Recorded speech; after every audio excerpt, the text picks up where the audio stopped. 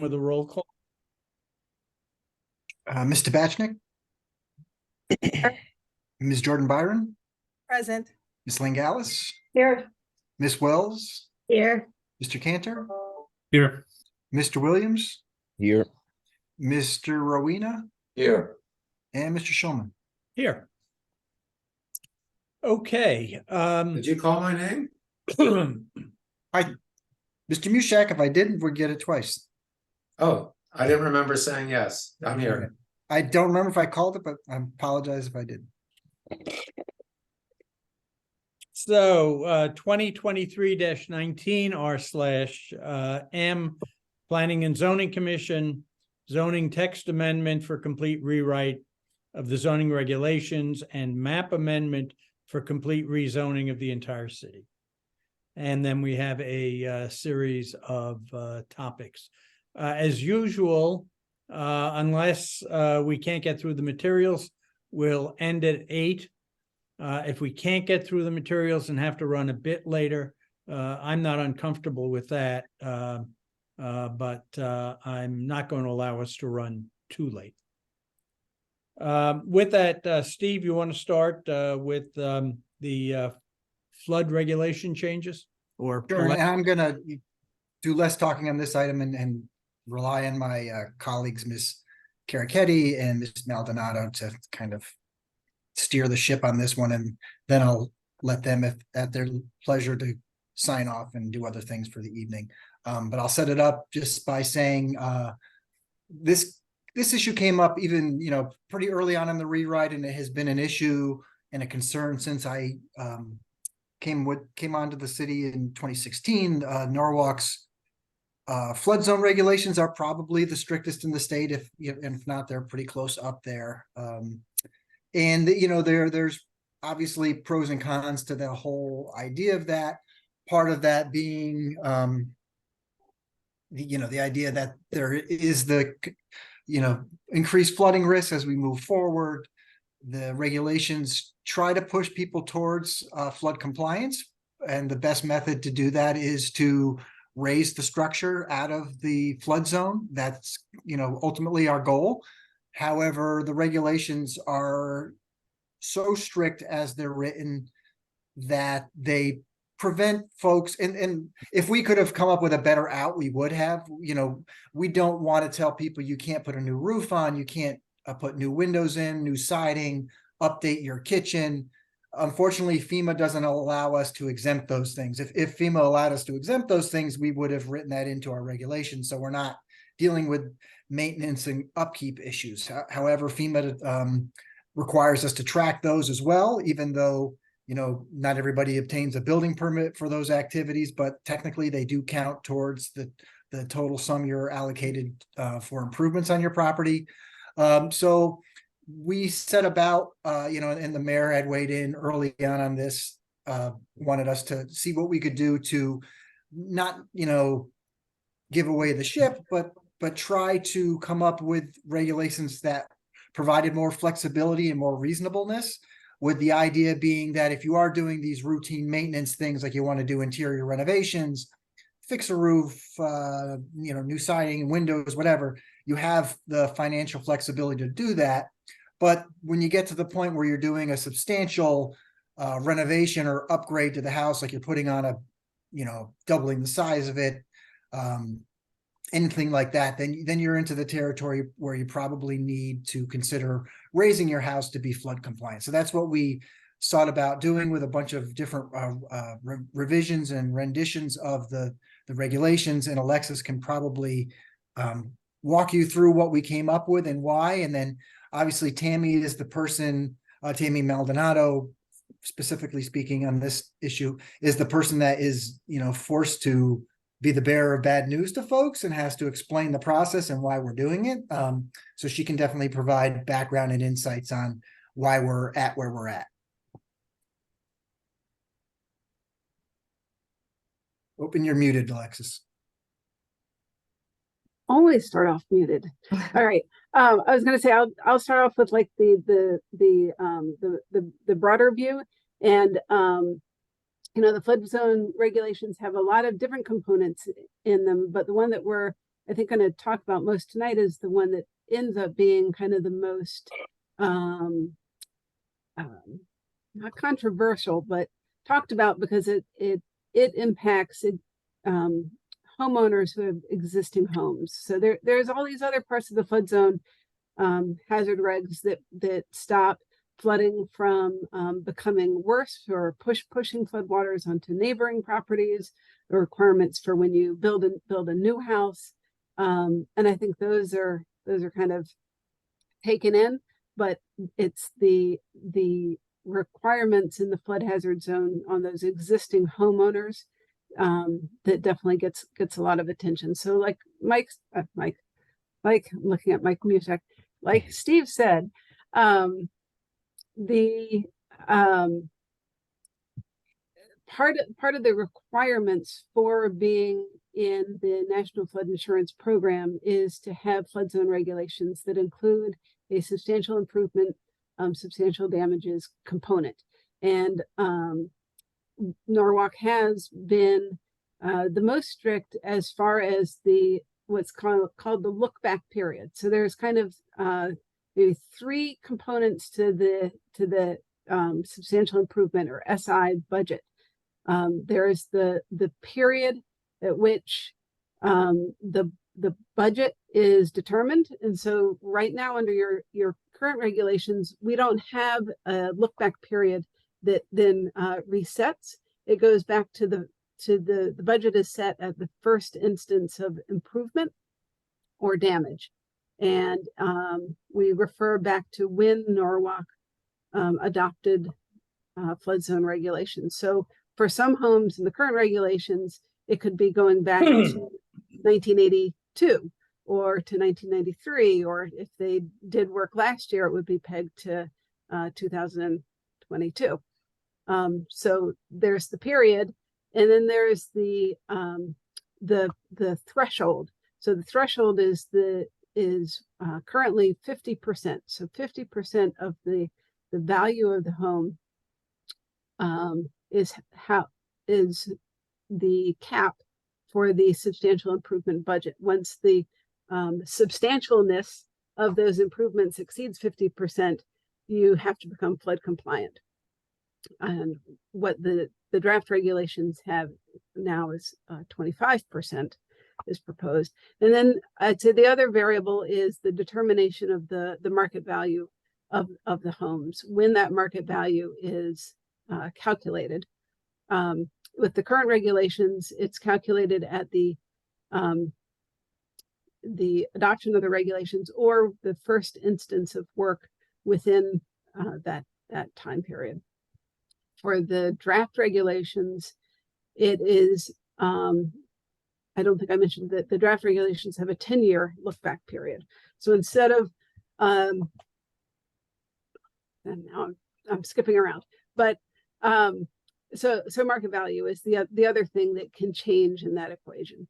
So what's in the draft regulations is something that has less of a long period and is just kind of like you can think of it as a budget that just dwindles over time, and then eventually all properties get to zero for the improvements that they do.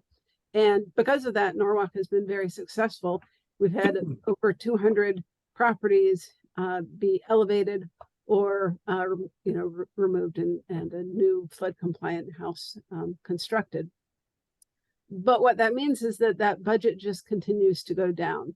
So what a 10-year look back period does, it allows for that budget to reset every 10-year period.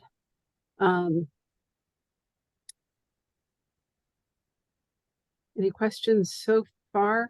And Tammy, feel free to. Yes.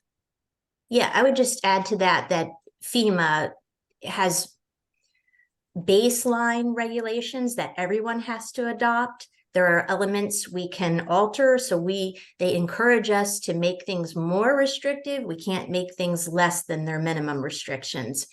In the draft proposal, we're trying to strike a balance, so not have such a long accumulating period, but still address sustainability issues by going to a 10-year look back. And we are also altering the third piece of what Alexis was going to address, which again, FEMA enables towns to do this. We're going to alter it. Instead of the 50% rule, it's going to be known as the 25% rule. And the hope is that this will allow for roof repairs, windows, siding, things that are maintenance repairs, rather than folks wanting to put a whole new addition on a house that's not flood compliant. I have a question. Unfortunately, I probably know the answer to it. Can we discriminate in these regulations based on the home's value? For example, could we use a different percentage, say, for a house that's less than $500,000 than we do for a house that's more than $500,000? No. Okay, that's what I thought the answer was. Yeah, there's some things we can alter. There are we reached out to see if there were things we could exclude from substantial improvement. Essentially, anything done to the home is qualifies as a substantial improvement per FEMA's definition. That's something we can't alter, because we thought, wouldn't it be nice to remove roofing and siding and windows, but it's just not an option. So if you're in a flood zone and your house is not flood compliant, the schedule that FEMA provides, it excludes very little. It excludes carpet over existing flooring. So if you're going to add carpet over wood flooring or tile, that wouldn't be tracked, and plug-in appliances are not tracked. Some additional things like surveying, plans, those are also excluded. But for the most part, it's everything else. It's demo, it's paint, it's drywall. How does this play out? Oh, go ahead, Tammy. No, you go first, Nick, please. How does this play out negatively? Like, what's the downside of doing this? Well, I mean, there's never a downside for any type of flood regulation. No. I mean the change in our right. So Maybe that's where we have this flexibility, right? That we can change the accumulating costs can be altered, and that's why we're proposing. We did an analysis of all communities, coastal communities specifically, and we determined that the 10-year and the proposed 10-year 25% was kind of met the balance of what would help people. That I would say the negative thing is, and it's maybe a perception thing, but there's variability. We track everything the same way, but where the variability lies in is when those improvements were done. So a home, if you and your neighbor own an equivalent home in a flood zone, but your home you've just moved into and has had no work done, it's like a snapshot in time, you would start off with a brand new budget based on today's current market value. Whereas a home that had been improved 10, 15, 20 years ago, your budget is going to be smaller because the tracking begins at the time of the first improvement. And that's the same for the current and the proposed. And by budget, you mean the amount of work that you can do without bringing it into compliance. Correct. So the budget is Correct. really like, how much longer can you go? Right, how much you can improve. Now, with the draft regulations, you're going to get now a 10-year reset. So maybe in that first 10-year period, you get a new roof, and the next 10 years you get windows and siding. However it comes out, it plays out. It'll be driven on that 25% of the market value, beginning from that. We look back that 10 years. When was that first improvement done within that 10-year look back? So the regulations intent is to encourage people to bring their homes into flood compliance. Absolutely. And we're trying to alter the regulations so that they can get more work done without bringing it into compliance, because bringing something into compliance is entirely unaffordable for a lot of people. Is that right? Okay. Yes. Yeah, I mean, the other thing, I think it's important to state, is someone can simply bring their house into flood compliance and they don't have to worry about that 25% 10-year. It doesn't even enter the equation. So if you raise your home and you're flood compliant, you can do whatever you want. Then we're not regulating you. How does the value get established? Is it fair market at the time the permit is taken out? Right, it's pegged to that first improvement. So in some cases, for some structures, it goes back into the 80s even. It's from when the home was first No, but non-compliant. I'm talking about with your For the draft. change your. Oh, right, yeah. For the proposal, it's that 10-year look back whenever that permit was done within that last 10 years. So if there was no permit, the fair market value would be today. Correct. And how is that determined? How's that what? How is that tax- determined? Is it by the tax rolls or do people get a appraisal? Tax, we're removing the somewhat controversial arbitrary appraisal value, because again, that's often much higher than the tax appraisal. Tammy Langalis, because you have the real estate experience. To Tammy what has, degree do you feel like people understand this when they buy houses in the flood zone? Well, it's definitely an issue. And I think what people don't understand is currently it seems very random. Somebody can go in like neighbors and one person has a lot of value left and somebody has nothing. So they can't even put in one new window or do half a roof. And I think that however this policy works out, it needs to be written down very clearly so that each individual property owner, I'm speaking strictly from a residential real estate point of view, nothing to do with commercial, but right now somebody will go in and they're frustrated because their value is back from 1980. And one thing that I'm not sure that Tammy made clear is it's not the value of the whole property, it's just the value of the structure. So the land value is not included. So let's say you had a house that, you know, seemingly total value is $500,000 and the land value, just for argument's sake, was 250 and the structure was 250. And somebody already they took out $100,000 permit however long ago. So they have $150,000 left to make improvements before they would have to lift the house. Let's just say it was a house from the 1930s down off of Woodward Avenue and all those side streets there. Let's say it needed new kitchen, new roof, new bathrooms. You can't really do that for $150,000. So then you would have to lift it, and the minimum lift is around $150,000, and they go up from there. No matter what anybody tells you, lifting is not expensive, but it's doing all the other work that is. And so what the people in the real estate community think will happen if you make it too hard, homeowners are going to do work without getting permits. And that's not really a good thing, whether it's a roof, windows, kitchen, bathroom, whatever the improvement is, because it discourages you from doing that. Because if you're sort of on the cusp, you're like, well, you know what? I'm going to look the other way and I'm going to do this work because I can't afford to lift my house.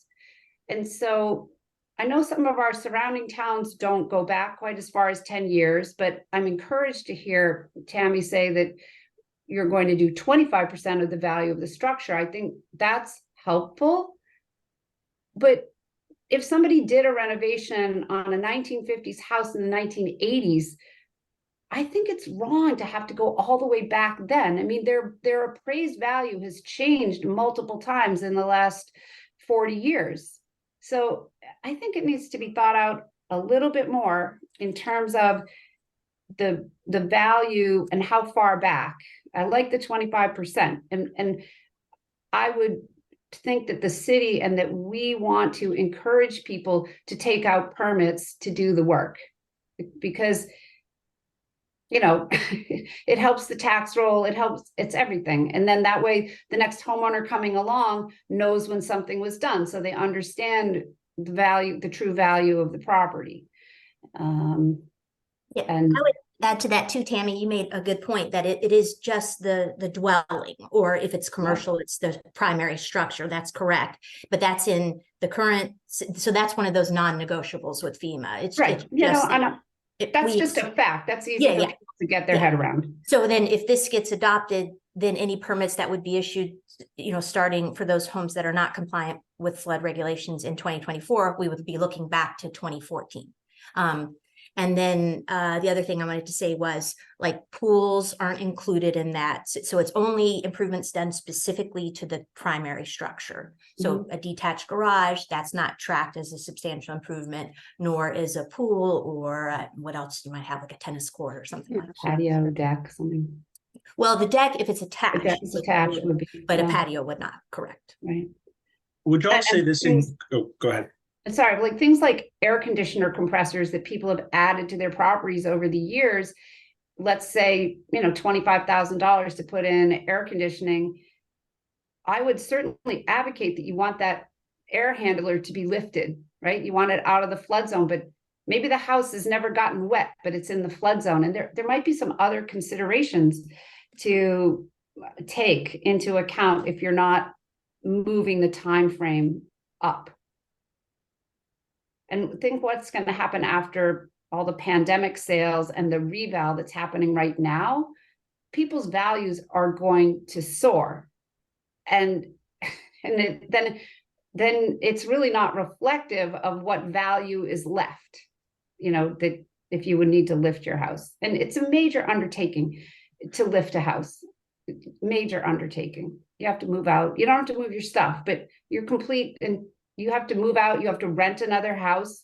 It's not just like, oh, gee, let's just lift our house. It's a massive undertaking. Takes So a Tammy, year. do you think the 10 years is too long, that it should be like 8 years or 5 years, or? Yeah, I think it should be shorter. I mean, if there's a reval every 5 years, why wouldn't we do every 5 years? I'm more than willing to listen why it should be 10 years. I'm grateful that it shouldn't go back to 1980 or 1970. That's just so too long ago, and it bears no resemblance to what the value of a house is today.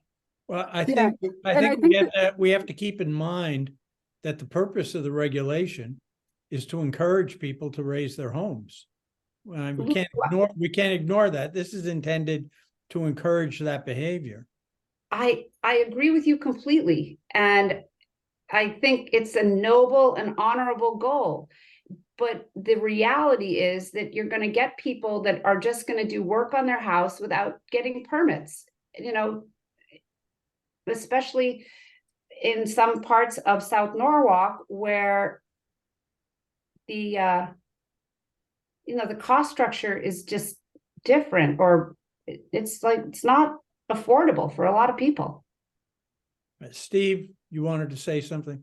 See, the issue, I think, with the 5 year versus the 10 is that the 5, at that point, you're probably never going to get structures to come into compliance at that point. It's almost an automatic reset all the time. So there's really, that's why we think the 10 is a more reasonable. I mean, yeah, we're 100% in agreement on going back 40 years is, never made sense, but that was just the way the rule was written at the time. But the going from to 10, I think, is definitely a step in the right direction, and it gets us to the point where we're trying to encourage compliance, while also allowing flexibility. And people do work without permits, whether they're in the flood zone or not in the flood zone. They do it on a daily basis, and we're between us and the building department, we're chasing folks around all the time who do stuff. So I think they're doing so at their own risk at that point.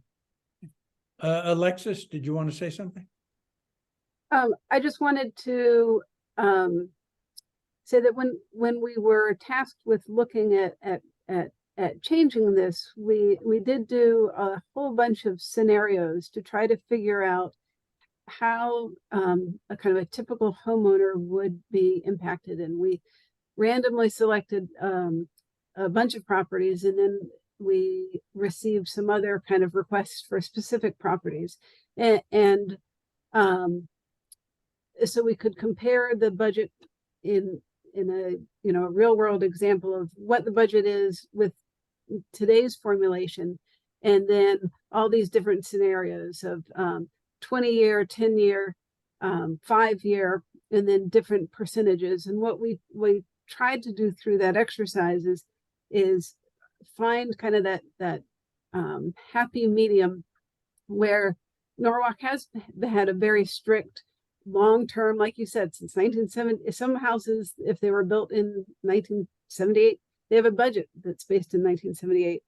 Those oldest properties are the ones that are going to have the biggest, best bump from having only a 10-year period.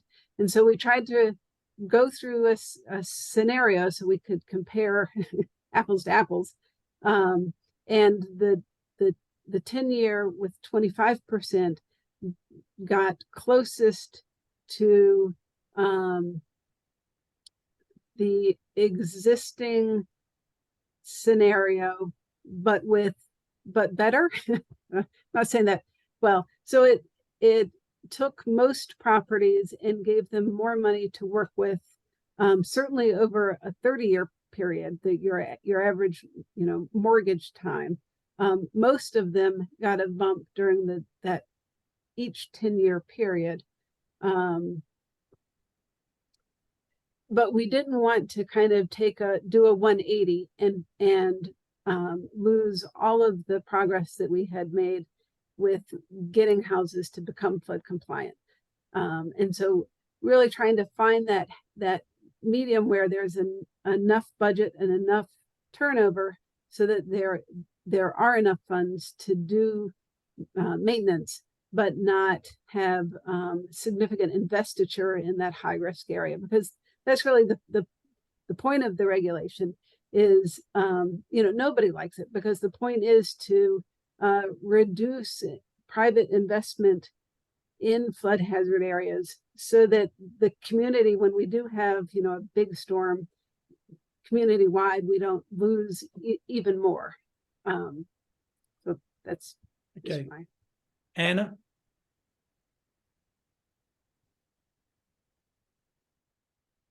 You're muted. There, I'm muted. I'm also trying to remember the question that I had.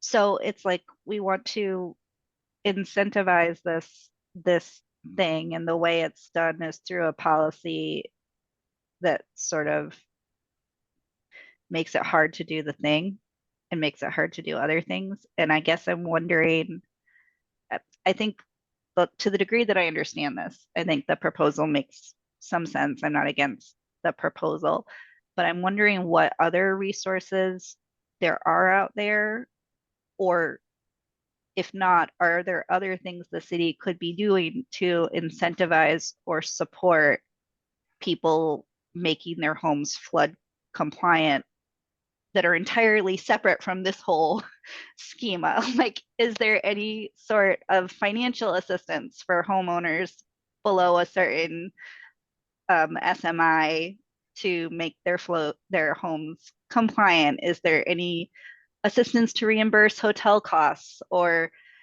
some, a list of like Norwalk endorsed contractors who are great at this, or give some, I don't know, like, is there any supportive thing that is done or could be done to help people do what it is that we want them to do? Does that make sense? I see what you're saying, and I don't have the solution to that, but I think a goal in kind of what you're saying would be to have people get their mechanicals out of the flood zone. So their air conditioning, their boiler, what have you, their hot water heater. And something that maybe you don't know is when you lift your house, if you have a basement, you have to fill it in. So people are losing their basements. Okay, great, 'cause now it's not going to fill up with water. But one maybe criteria that I don't think has been discussed is, does the city ever look, or do they go to FEMA and see if these houses have filed flood claims? Because then you would have a better understanding of which houses truly need to be lifted. Like somebody that has a basement that's always filling up with water, might be in the exact same flood zone as 5 houses over, just happens to be built at a slightly different time, and it doesn't get any water, but it's in the same flood zone. And so obviously you want to get the one that has the basement filling up with water, because really the reason FEMA is doing this is because they were going broke. They don't have the money to pay the claims, and everything costs more. So I've heard people say, well, yeah, I'm going to buy this house in the flood zone and I'll just pay the expensive flood insurance. And then I'll wait until there's a big storm. I'll get my $250,000 to start, and then I'll lift my house. I mean, and that's like the wrong philosophy, but that's what it's forcing some people to do. Is there an answer to Anna's question? That is, are there any incentives or any kind of Nothing's assistance? coming top of my mind, but we can research that. I don't know if Alexis or Tammy's more familiar with something, but I'm not aware of, I mean, I know they typically don't try to incentivize or encourage that. So that might be contrary to some of their kind of mission statement. Right. They don't try to encourage people Right. lifting their homes? I thought that was the Or encourage more, they would probably prefer if you were in the flood zone, you did not do any improvements at all. Okay. At least from their vantage point from financial incentives. Well, Galen wants to speak, but to my understanding of what Anna is asking is, are there incentives, might there be financial incentives to help people who want to raise their homes? Not to help people put on roofs or make other improvements. I do know someone, sorry to interject, but I was trying to get that point across. Someone I know in South Norwalk, right off Woodward Avenue, actually, that was mentioned earlier, raised their house with a FEMA grant, 20,000 maybe, or 25,000. It was a very small house, and she used the grant after Sandy when her house got flooded, her first floor got flooded, to raise it up. And she may have had to kick in some money afterwards, but I think that pretty much it was such a simple raise that she had to pay for like the steps, but she got a grant. She was first in line and after Sandy, and she was so happy because it was the federal government, I think, paid to raise her house. That's to answer Anna's question. That's the only one that I know of, but I thought I'd share that. I think you were on to something that did happen after Hurricane Sandy. Now that you're sparking my memory, and there was money available to people, but that should tie in with your FEMA flood policy as well. But I think they were trying to help other people that just had been damaged in that storm, and then maybe you could add lifting or getting your mechanicals out of the flood zone to that. Yeah. Galen, I'm sorry, please. All I wanted to say is we're getting more and more and more of these storms, so it becomes more and more and more important to encourage people to lift their houses. It's you may have been in a flood zone and never been flooded before, and in the next big storm, it comes closer and your first floor is flooded. It's having people lift their houses is definitely a benefit. It's important for us to encourage. Yeah. Right. Mike, did you want to make one more comment? JJ's got her hand up too, Mr. Chairman. Okay, well, Mike's was up first. Go ahead, JJ, because I think people are answering my questions as they're talking. Right. So I just want to thank Anna for bringing up this issue that that's really sparked this debate on what can be done. I guess for resources for people to tap into, and I just also wanted to share my story in regards to when we had damage right after Sandy, and right before Irene. Or was Irene first and then Sandy? All right, but we went through FEMA and we were able to get an assessment on the damage and then partner that with a low interest loan. So that's how we were able to get a roof for all 4 buildings in my complex. And so I think the idea of of not just issuing a mandate, but also providing a resource repository by saying, hey, you know what, for those who are struggling to make these changes, which we desire you to do, here are some resources that you can tap into that can assist you with this financial burden. Go ahead, Mike. I think I see the balance being struck here because you don't want to discourage people just to be able to increase their quality of life, and some of the improvements people want to do are revolve around safety, rewiring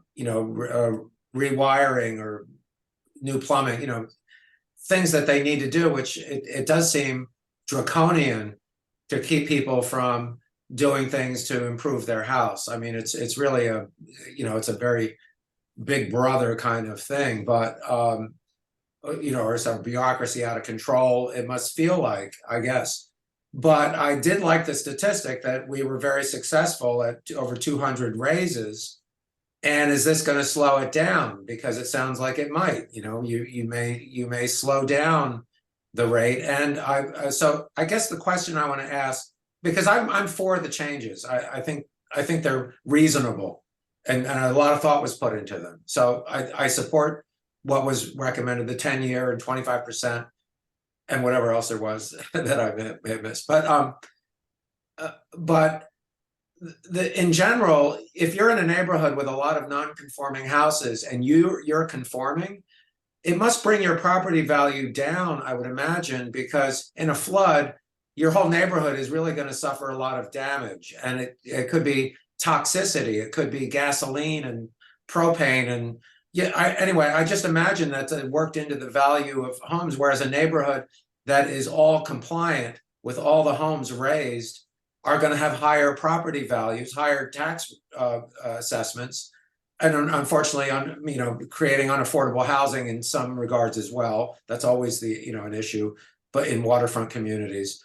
So, but the upside is you're going to be increasing the tax base because you're not allowing people to just keep pumping money into non-conforming houses, which could be floating down the street, in a bad storm, and really affecting the value of everybody around them. So I reluctantly agree to this, but I do think it's smart, especially in neighborhoods, as someone brought up, that people can't afford to raise their home, and that's large areas of South Norwalk, parts of East Norwalk, where and other neighborhoods as well. I mean, everybody thinks Rowayton everything is a $5 million house, but that's not true. There's lots of modest houses and middle income people in Rowayton. So let's put that fallacy to bed.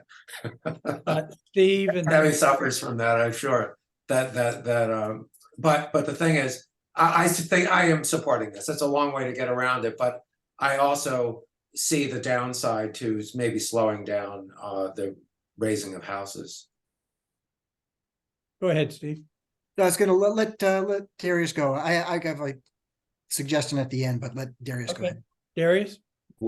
Yeah, I was just going to, I definitely believe that that this has a lot of promise to it, and that it's important to protect the quality of life and just the lives of the people we serve.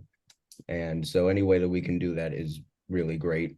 And I have spent a few months looking into this on my own, and I believe FEMA issues grants to municipalities if we were to ever want to look into some type of grant administration, grant matching program to help people who want to renovate or lift their house. So if we wanted to continue looking into that, I definitely think it would be great. Okay. I'd like to do a straw poll and see where we stand on this. I think we can do this with a show of hands. Those who feel they support the staff recommendation on this, if you would, raise your hand. I just want to add something. If we partner it with the human services component of providing resources where low-income people can tap into. Yeah, I'll piggyback on that, Mr. Chin, before you finish your vote. I was gonna say, we really can't put that piece into the regulations, but what we can do is, which we would definitely work with the realtor groups, because they probably see the most people more frequently than on this than anybody is, put out like an information sheet that says, here's the flood regulations, here's what you're required to do, here's why, and here are the resources available. And then I think Darius's idea is a great one about a more active grant program. That's something we can start researching, anytime. Okay, Alexis, do you have something you have to say? I just want to pitch that the city did receive a grant to do a flood resiliency study, and flood resiliency includes having the population be resilient and finding other opportunities for the city to improve, financial resilience as well as kind of physical resilience. So that definitely will be part of that upcoming study. Okay. Mike, your hand is raised. Do you want to say something more? Oh, no, I'm sorry. I forgot to unraise it. I Okay, never raise it, so I did it for the first time, I think. Oh, there we go. go ahead, Tammy, and then let's go to the vote. Okay, thank you, Lou. Sorry, I'm not good at the raise hand function. I just used the No, one that you've I got have. it raised. I hope that the city could in some way encourage sort of what I call like the low-lying fruit, getting the AC compressors, getting the furnaces out of the flood zone before telling a homeowner you have to lift your whole house. And I think that would go a long way, especially in the neighborhoods where it's going to be economically challenging. I mean, I can't explain enough. If you like those people that have come before us recently, and a lot of them have been in Rowayton lifting their houses. If we actually ask the cost involved, you have to take out a loan bigger than the value of your house. And we want people to do permits. We want them to get their mechanicals out of the flood zone. So maybe there's something that can be worked into the language that rather than lifting the whole house, which is huge, it's not an easy thing. I can't explain it enough, that we could get the mechanicals out of the flood zone. What, correct me if I'm wrong, could that be? Alexis or Tammy or Steve. But I think that doing that will go toward the 25%. There's no special dispensation. Right. But it's a lot less expensive than lifting your house. For example, you could put your boiler in a closet. You could put your hot water in a closet on the first floor rather than having it in the basement. Ductwork, of course, is bad. Any house that has air conditioning is, if your basement fills up, that's going to be toast. But you can find space sometimes on the first floor for an air handler, or you could even build a little shed structure off the back or the side where you were at whatever the FEMA height plus 2 feet is. So there might be some other ways that we can help people comply. That doesn't mean they have to literally get the steel beams and jack up their house. So it may That's be something that we could- that it can't be part of the zoning regulation piece, but in terms of like the supportive, Right. whatever Right. supportive services, outlining like these are the 20 different ways that you can improve your likelihood of surviving a flood, and these are the general costs and these are the resources. Or we could structure grants around these smaller projects, not just under the big ticket item. Right. I know it's not our purview, but I really appreciate the discussion. Okay, let's go back to the vote. All those who, again, support the staff recommendation. Let's do it with a show of hands. 1, 2, 3, 4, 5. I'm seeing 1, 2, 3, 4, 5. Yeah, I'm seeing 6 hands. That's a majority. But we should get all the numbers. Opposed?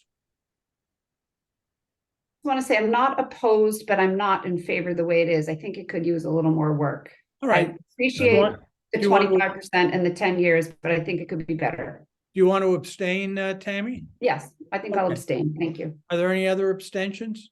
Yes, Darius, I and- concur with Tammy. okay, Darius and Tammy. All right, let's move on to the next item, which is parking for funeral homes. Alexis, Tammy, thank you both very much. Good night, everybody. Good night.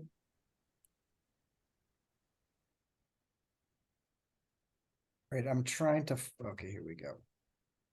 This one I think will be pretty quick. I think first, if you can tell me if you need me to blow the screen up at all.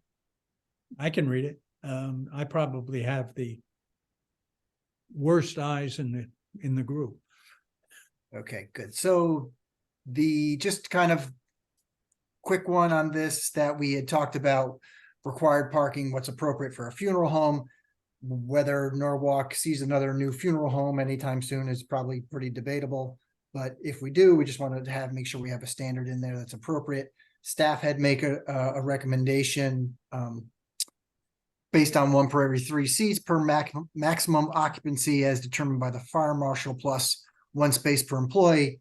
And the commission had asked us to kind of see if we could get some actual, not data, but opinion from somebody that was practicing in the field.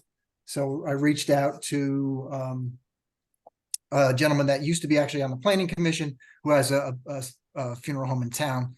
And I just basically copy and pasted his response in there, which is a little different, different way to go about it. So, I mean, we don't have a preference one way or the other.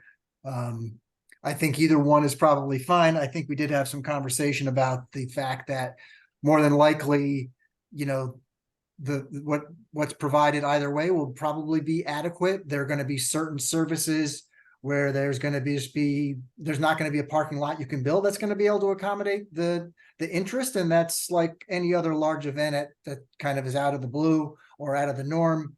And then the cars are going to have to find a place to park. That, you know, I don't think our goal for parking should be to accommodate every last car that would ever need to park on a site for the most extreme events. I think something reasonable, and which I think either approach could work in that regard.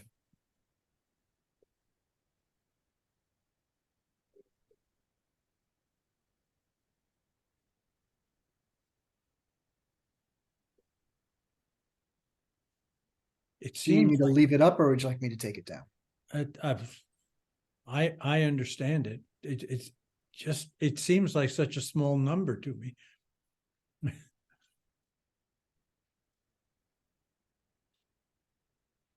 think the hard part about doing it too is, for example, Mr. Lesko's funeral home is on 3 East Wall Street, kind of downtown-y area. And it's hard to kind of take a parking requirement for somewhere like 3 East Wall Street and then also apply it to somewhere like if you open up a funeral home up in like Silvermine, it's going to kind of have 2 completely separate, you know, feels to it. Well, most of the funeral homes are clustered around East Avenue and the Green. And I think people, if they're overflow parking, they park by the Green, or they park in the attorney offices down on East Avenue, like 97 East Avenue. So people find a place to park if it's a large Right. service. It would seem to me that if it is a large service, that's when they're going to have the part-time employees are probably going to be there. So you should actually maybe consider more parking for the employees, but I can go with it the way it is. Is this acceptable? Is this And- general? But what is the state standard for handicap parking? What's the ratio? I think it's I don't think they separate it out. Brian, correct me if I'm wrong. I don't think they separate it out by the use. I think it's based on the number of spaces. Yeah, I wouldn't be able to tell. It's it's all regulated through the building code, number of handicap spaces. And we assume Right, they'll have to right. meet, So, they'll have to yeah. meet that standard.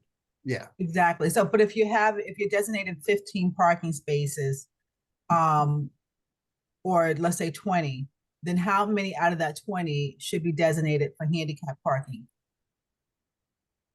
Brian, correct me if I'm wrong. Last time I think I even looked at it was 1 per 25. Does that sound right? One. So if it was 15, it would be 1. If it was 20, it would be 1.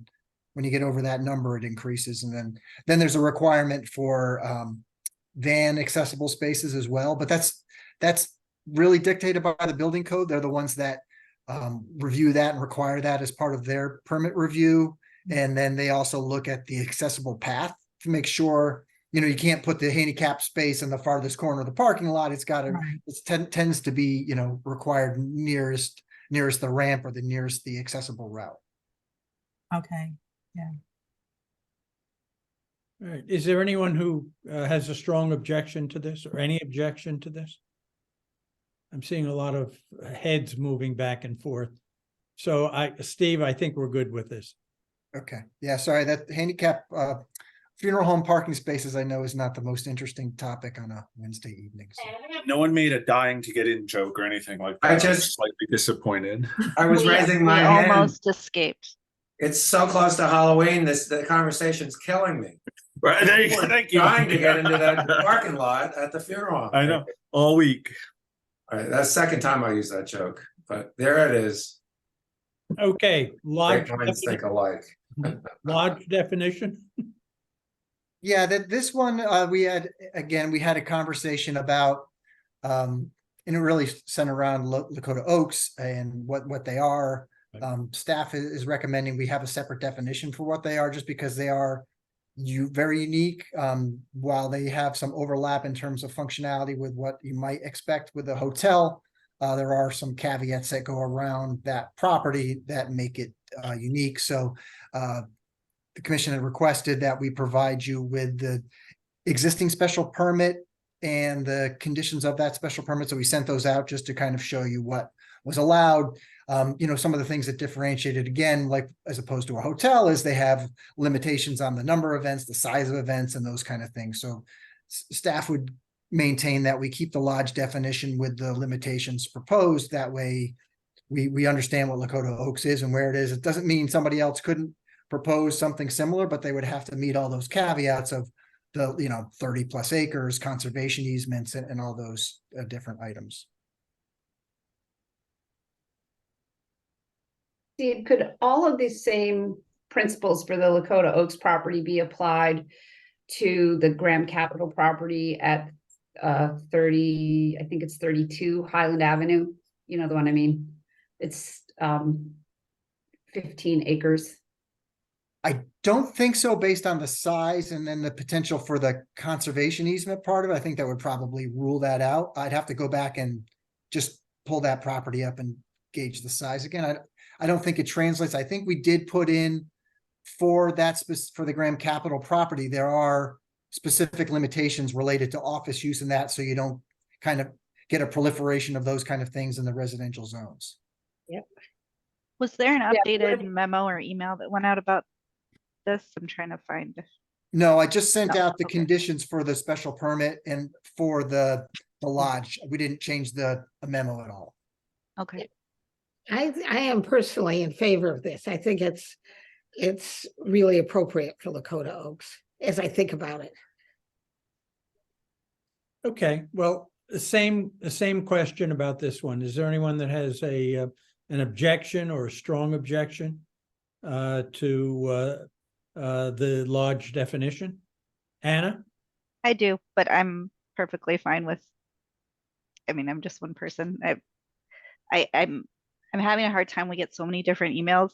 I'm having a hard time finding what you sent out, but from my memory last time, my concern is making something that really only applies to one property, and that there might be other people who want to open a lodge and they shouldn't be denied just because they can't meet all the same specifications of this place that happens to currently exist. But I'm not gonna fight to the death about it. Yeah, That's I just mean, my thought. technically somebody could Steve, always were that to happen, I assume someone could apply for a special permit. somebody would have to, if they had like just hypothetically, they had a 18-acre piece of property, and didn't meet all those standards. They came in with this great idea, they would be like any other applicant where they would have to propose a text amendment, and then you could judge it on, okay, this makes a lot of sense. We like what you're doing. And then you would alter the conditions around it. So they're not precluded. They have an extra hurdle to overcome, but it's not something they couldn't ask for. And sort of trade-off too, because Lakota Oaks and the Graham Capitol Building were, I think, the only two properties in the research and development zone in the entire city. So kind of the trade-off is we get rid of that zone and then keep their use as a conforming use just within the residential zone. Okay, Well- go ahead. My concern with the Graham Capital property is that because it's not protected in that research and development zone anymore, that should they go away, it could be ripe for, a 40 house development. And just like, I'm sure nobody in West Norwalk wants Lakota Oaks property to turn into a 40 house development, because that came up, 20 years ago, Galen? And the neighbors fought it down. It would be the same situation. This is actually more protective than the current regulations, because the way the current research and development zone works, which I think is kind of a fatal flaw throughout our existing regulations, is it refers back to the existing zoning prior to the creation of the research and development zone, which was residential. So it would just revert back to whatever the residential zone was. So if it was B zone, they could go through subdivision under the B zone and get out whatever many lots, or whatever it's A zone or double A, whatever it was. So this prevents that. This puts them into, no, it doesn't prevent it, but it gives them the special permit status, which allows them to function as they are and not necessarily worry about the other zoning issues. But what if the property trades hands? Yeah, it would be the same condition at that point. They would be under the, I don't know top of my head what the that property, the Graham Capital property, was zoned for prior to the enactment of that zone, but they Well- would be otherwise subject to what the new zoning is for that property, if that makes sense. But that a plus to that is that, there's no more rear lots, so potentially that might reduce some of those potential lots. Well, at some point it was a school, wasn't it, Tammy? A very long time ago, it was a school, and it was American Can, it was Rand Computer. It's been a number of different things. I mean, its original phase as the original stone building was a house. Right. For Mr. Farrell, it was in a state. He was into transportation and steel, and it was a single family property. But I think I would like it preserved as, open space, and not to become, if somebody sells it, to become a huge housing development. And whatever I can do to prevent that, sitting on this commission, I'm in favor of. So Steve, I don't know what you would do to look it up to help that happen, but. Yeah, I mean, it's easy to look up what the prior zoning was. I mean, I think it would be, considering what we just talked about, if you zoned that property where they couldn't do anything but what they're doing now and didn't give them the opportunity to subdivide that, I think that would be, if I was that property owner, I might have some case for litigation at that point, I think, if you're taking a lot of rights away. Okay. Okay, so lodge definition. Again, I'm seeing a bunch of thumbs up. Thumbs up. Okay. Then we're good with that. Let's move on to standards for religious institutions. And there was no memo sent out for this, but I put it on just because it was kind of hanging out there. So I just wanted to pull up two things to show you what we were talking about. You need me to zoom in a little bit? Yes, please. Okay. So this is the use table, Article 4. That's fine. So the way and this is the existing regulations, nothing's been changed, since the draft's been released on that. So it's got the existing 3 single family zones, allows religious facilities within those single family zones with limitations, and those limitations, and this is what we had proposed, which came out of some, prior discussions, was twice the minimum lot size for the, the zone that, and the point of being with that is sometimes the activities and improvements associated with a religious institution are significantly more than what you would anticipate with a single family house. So it's probably appropriate they have a larger lot in which to put all those things, and that will help alleviate impacts on the neighbors. And there is also an increase of setbacks based on the size of the structure. And Brian, I think number 2 is a carryover, right? Or correct me if I'm misremembering that. Right, yep, that's within the existing regulations. Yeah. So the big change is to, really regulate that lot size. Staff had some concern initially when we rethought about that was, are we singling out religious institutions versus other special permit uses? And we went back and looked at a bunch of the other special permit uses, and a lot of them have different criteria that's outside of what's the norm. So, and what's the standard. So I think this is appropriate and is not, picking on them or singling them out for specific use. It's treating them appropriately for the impacts and concerns we've seen through prior applications. And Okay, Steve, if a church has a nursery school within its property, does that have any impact on the function of the nursery school? No, it shouldn't. I mean, it actually gives them more room to put in a playground, or, nursery schools are required to have some kind of, so it would provide, I think maybe in one sense, provide a little more opportunity for functionality. Okay, thanks. again, are we all good with that one change? I'd That like one's to actually see a no change. 3 times the. Well, lot the size. doubling. Yeah. I'm sorry, Richard. I said I'd like to see 3 times the lot size, but I'm happy to see at least 2 times the lot size.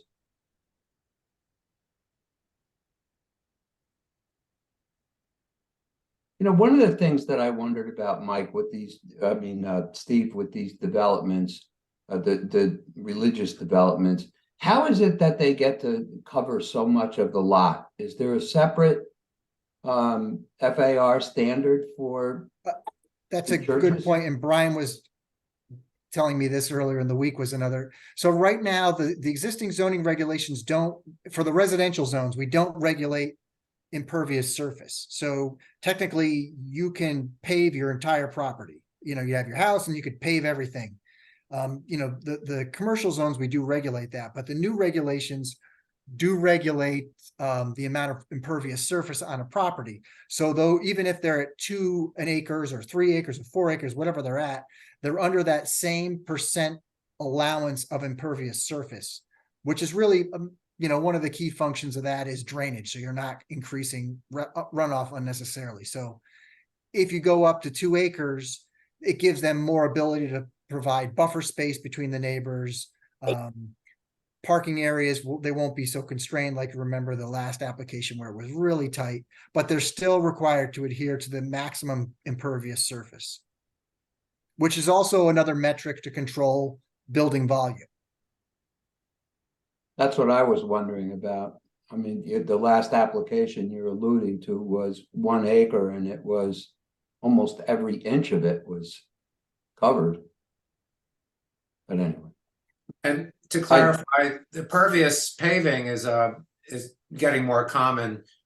So effectively, it's really not going to make a difference to covering up the whole property if they're using porous asphalt, let's say, which is something that actually I think Mamaroneck requires that on all properties, residential and commercial now, and it's expensive. But anyway,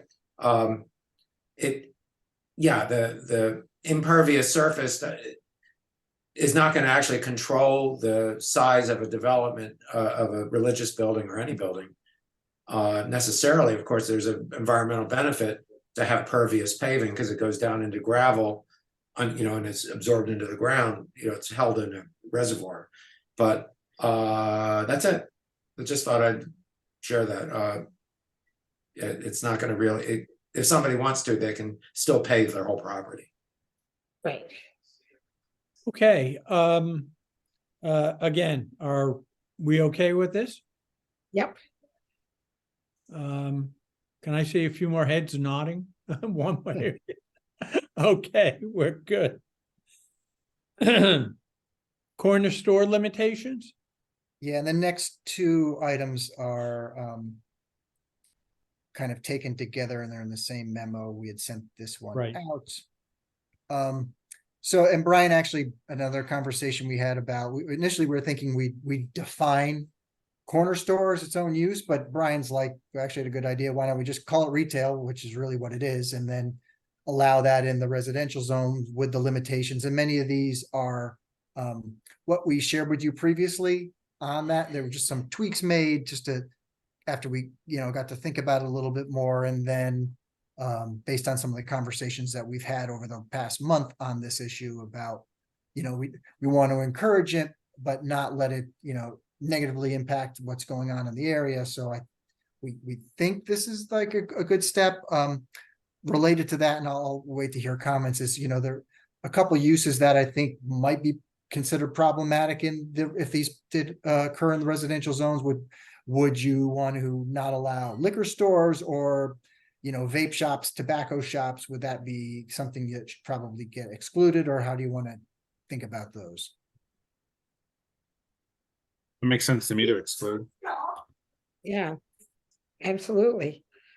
Me as well. Why wouldn't we just have the corner store, the way we traditionally think about them? I'm thinking about Country Convenience, for instance, in Cranberry. Right. Couple of apartments on top of it.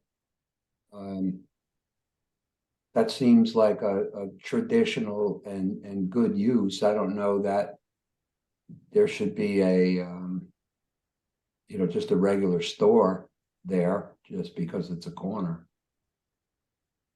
Yeah, so the way that the limitations are crafted, it does put some parameters on, what size building. It's trying to make sure it's in keeping with the residential neighborhood. So it's not like the Cranberry Market, but it's that little store down the street that's, Right. the little, you stop in there, get your coffee and the whatever. Country else. Convenience, that's the one I'm talking about. Yeah, so I think that's kind of the model we were thinking about when we put the conditions together. Trying to make it look more like a residential structure versus commercial structure. And are we thinking that there would be, kind of a mixed use with apartments on the top or just the store? I think they could. It just depends on, can they park it? How's the structure laid out? Again, I don't know how many of these you'll see, if any, but it's an interesting concept to help lead to, cutting down vehicle trips and so forth.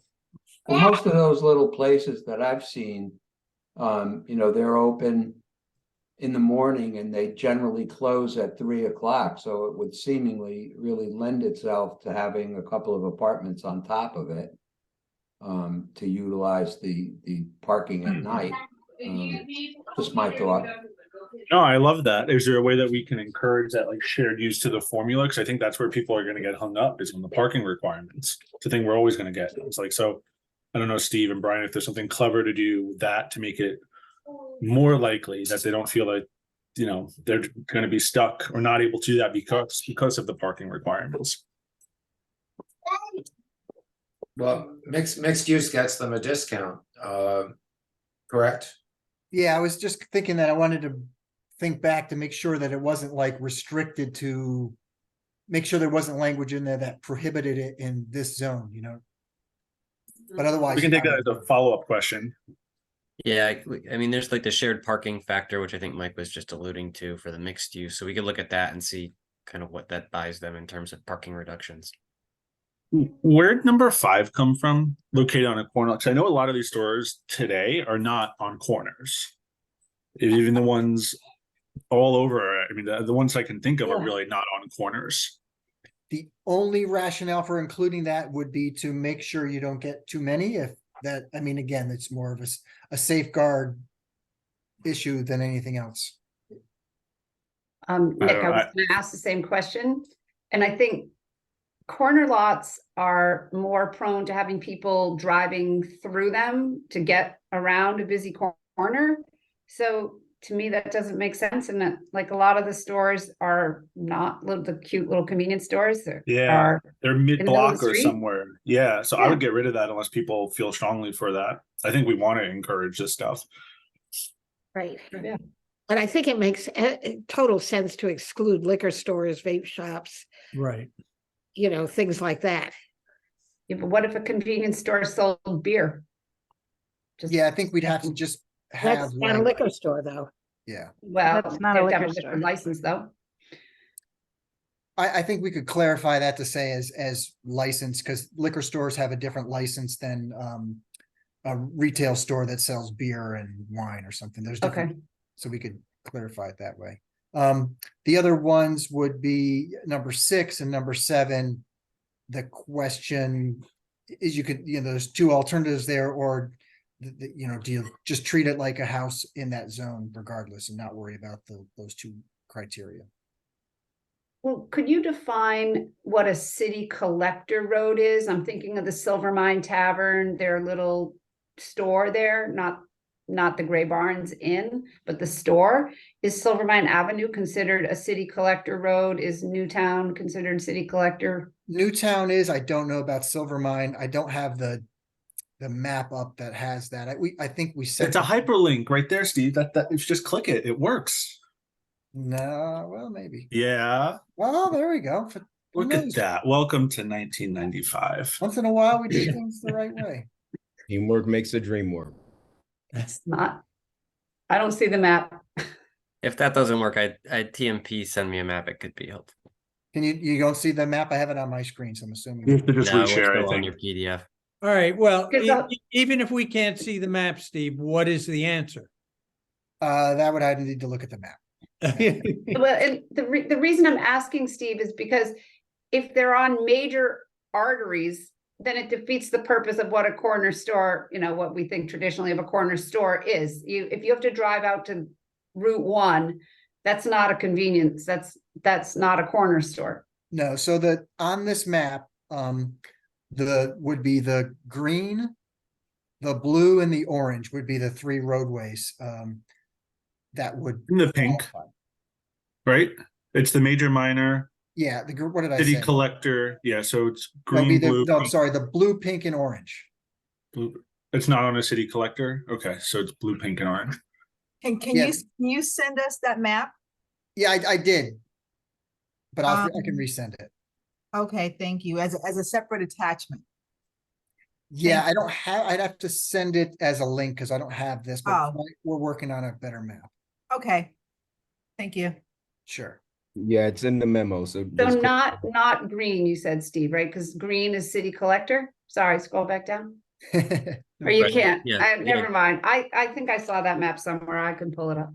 Yeah, green would be a collector, so as written, they would not be allowed on those streets.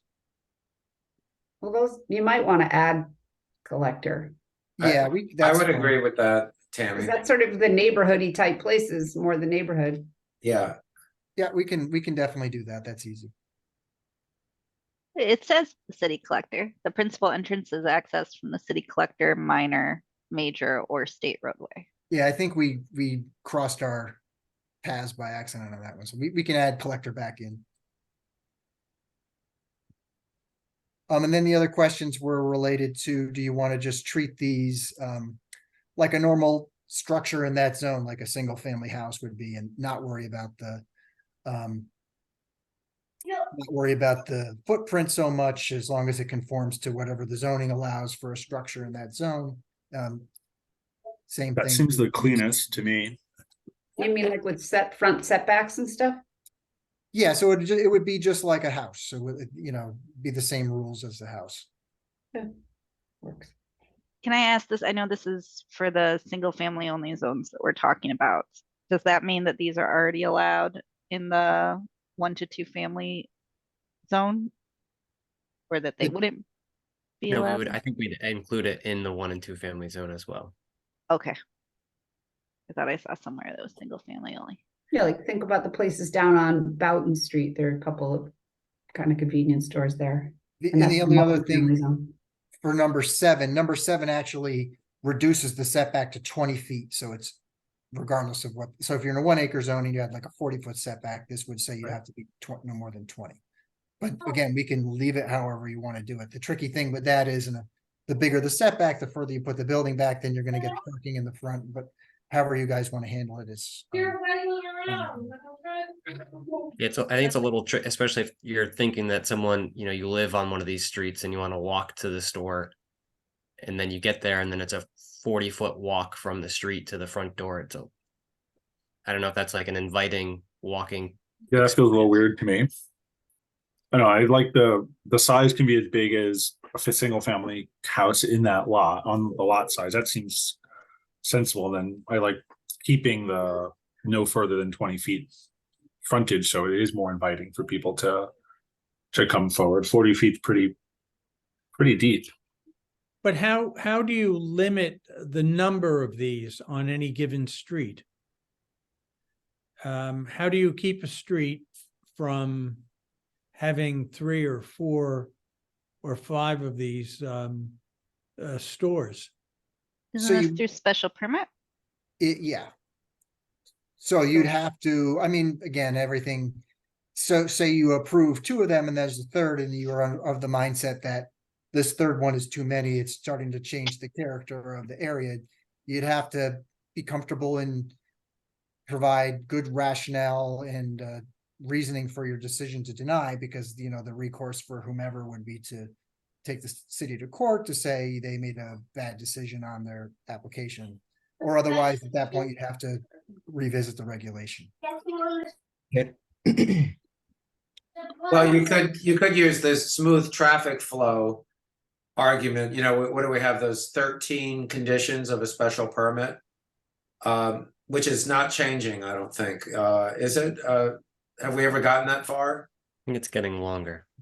There's not less, yeah.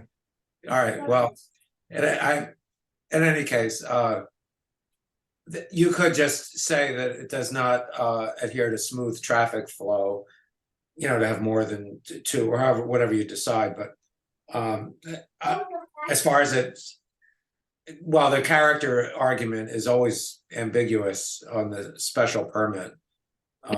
Somebody might win on an appeal on that one, but anyway. So why not simply set a limit on either the spacing or the number that are permitted?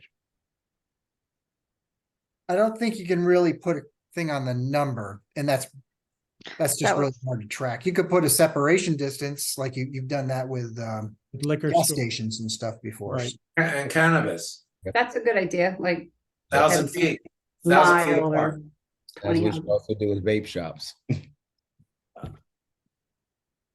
1,000 foot distance, doesn't that exist in another regulation? Yeah, I think something with the cannabis has that number. 1,000 foot distance sounds reasonable to me. I think it's 1,000 foot distance from like a church, or a school or a healthcare facility or something like that, if I remember. I wouldn't go that far. I would just Yeah, think well, 1,000 feet from each other. 1,000 feet from each other. Just keep in mind a mile is 5,000 square feet, so Right. half a mile is 26, and then quarter mile is like 12. So So it's close to a quarter of a mile. Yeah. I would think something like 1/8 of a mile makes more sense.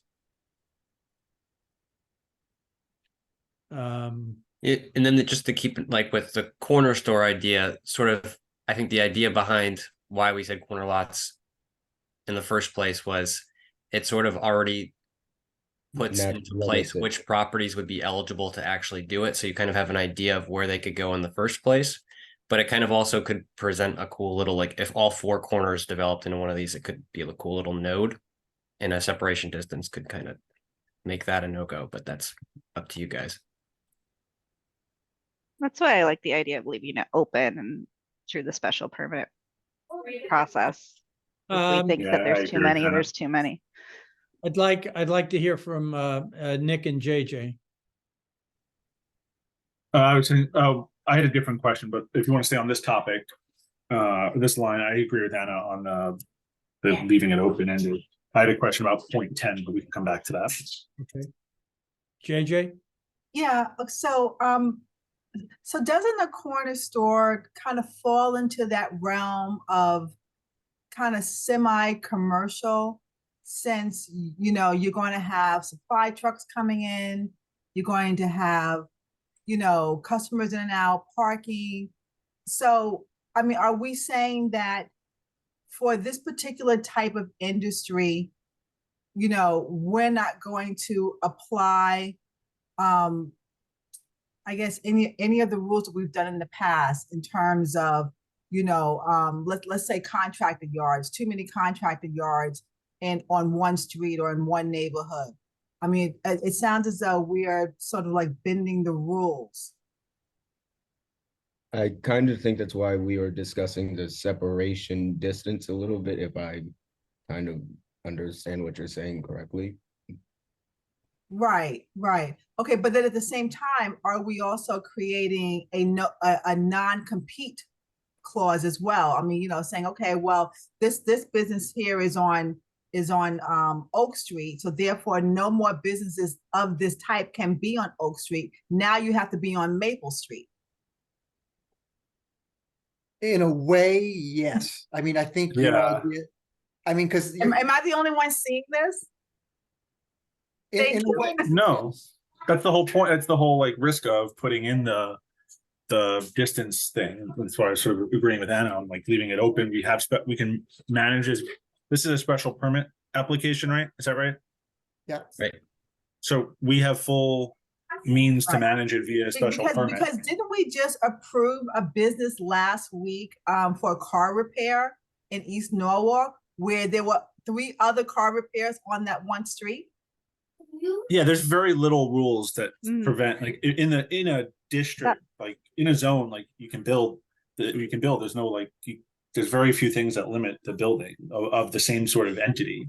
And that was a The only site real thing plan. that we have is Oh, the cannabis. right, district. right, Anna, you're right. That was the site plan. And she had made improvements on that business, which is great, but I'm just saying in regards to this, I just want to see consistency. That's all. In my brain, Well, I just wasn't seeing it. I wasn't hearing it.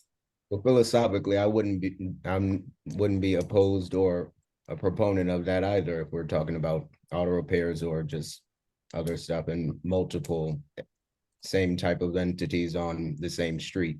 Right, right. Or like, okay, so 1,000 feet, like you said, I guess that makes sense. But how are we going to apply this? If someone wants to open up a shop on that same street, we're going to say, no, you have to go 3 streets down? Well, and I'm not against leaving it for a special permit. If you do that, if you, You want to, Okay. Yeah, the discussion permit.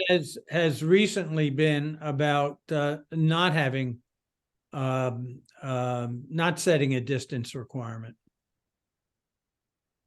As much as it, you know, when we go through the special permit process, there, I think it can sometimes feel like or sound like there's not a whole lot of discretion there, but there is discretion. There's more discretion than with the site plan. Those are the 13 things. And if we feel that there's an argument that this one, which may be the 3rd or the 4th or the 2nd or the 8th on the block, is not in keeping with the character of the neighborhood or will cause traffic problems or whatever, we have the discretion if we have the votes, if we're in agreement, to stop that. I wasn't involved when all these different contractor yards were put in place. I don't know if they were done through special permit or not. If the commission overall doesn't think it's a problem, then it's not a problem, but there is discretion through that. yes, but the discretion could also be challenged in court. Yeah.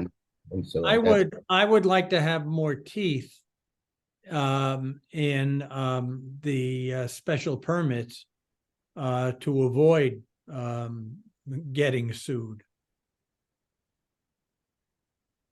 Agreed. I'm not sure exactly how we do that. But I think that's important, especially something like this, where you may wish to limit the given number of stores in any one area. Richard? I was. I want to I hear was what just Galen thinking has to my- say. Oh, yeah, well, Richard had his hand up. I was just thinking to myself that if we were talking about the type of convenience stores as that is traditionally known, it would seem like they would be in competition with each other. So having them right on top of each other wouldn't make economic sense. that's to the the point I was owners. gonna bring up. Yeah, Exactly. no, ask McDonald's and Burger King about that. But that's a different story. Or gas stations. No, but those are very different. You know, like 3 corner stores all lined up. Why would you open the second and the third one? You know, you could open it in another neighborhood where there isn't a corner store. They are looking for exactly the same people. For And- whatever the reason, McDonald's is usually first, Home Depot is usually first, and Burger King and Lowe's are right behind them. I don't know what that means, but I don't see that with a country store. I don't either. That's just my feeling. Steve, what I don't see on the list on number 1 are gas stations or automobile repair shops. So this would just apply to retail. So that's what it would be. Okay, okay. Those, Well, those are separately defined uses. well, what if I open up, as so many gas stations have, a retail shop that also sells gasoline? We would say, no, you're a gas station. Okay, And keep in mind, you know, playing out the worst case scenario, if somebody, you got to the point where like, wow, there's too many in this area and somebody wants to come in with another one. The likelihood of this happening, my guess, is not very high. Economically, it's probably not very high, but if somebody did and you denied it, they still have to take you to court. That's a minimum of 18-month process. They have to spend money. Is it worth it for them to challenge that for this corner store that I don't know if corner stores are this big moneymaker? I'm going to guess they're not the most lucrative business you can get into, Right. but it's possible, but I don't know how likely it is. okay. All right, Nick, you still have your hand up, and then Tammy? Yeah, I just had a question about number 10. When we say is not visible from abutting parcels, are we saying like if it's screened by landscaping, Yeah. that's acceptable? Okay. Yeah. Okay, cool. I don't know if I assume we don't have to clarify, but I just want to make sure like we wouldn't, otherwise I imagine all of these would be denied because Yeah, I mean, on number 10, we could also add side or rear to give them some more flexibility. So it's not Yeah. in the front, but in the Okay. side. that makes sense. Okay. All Thank right. you. Tammy, go ahead. I'm just thinking back to when Cumberland Farms tried to come in on, I believe it's Main Avenue That's and the right. corner of West Main. Do anybody here remember, Mike? You probably remember that. Yes, I do. And remember. did they bring a lawsuit against the city for that because it was denied? There was something going on with that. No, I don't believe No. if they did, they Was- withdrew it, but I don't think they did. It was Okay. not appealed, no.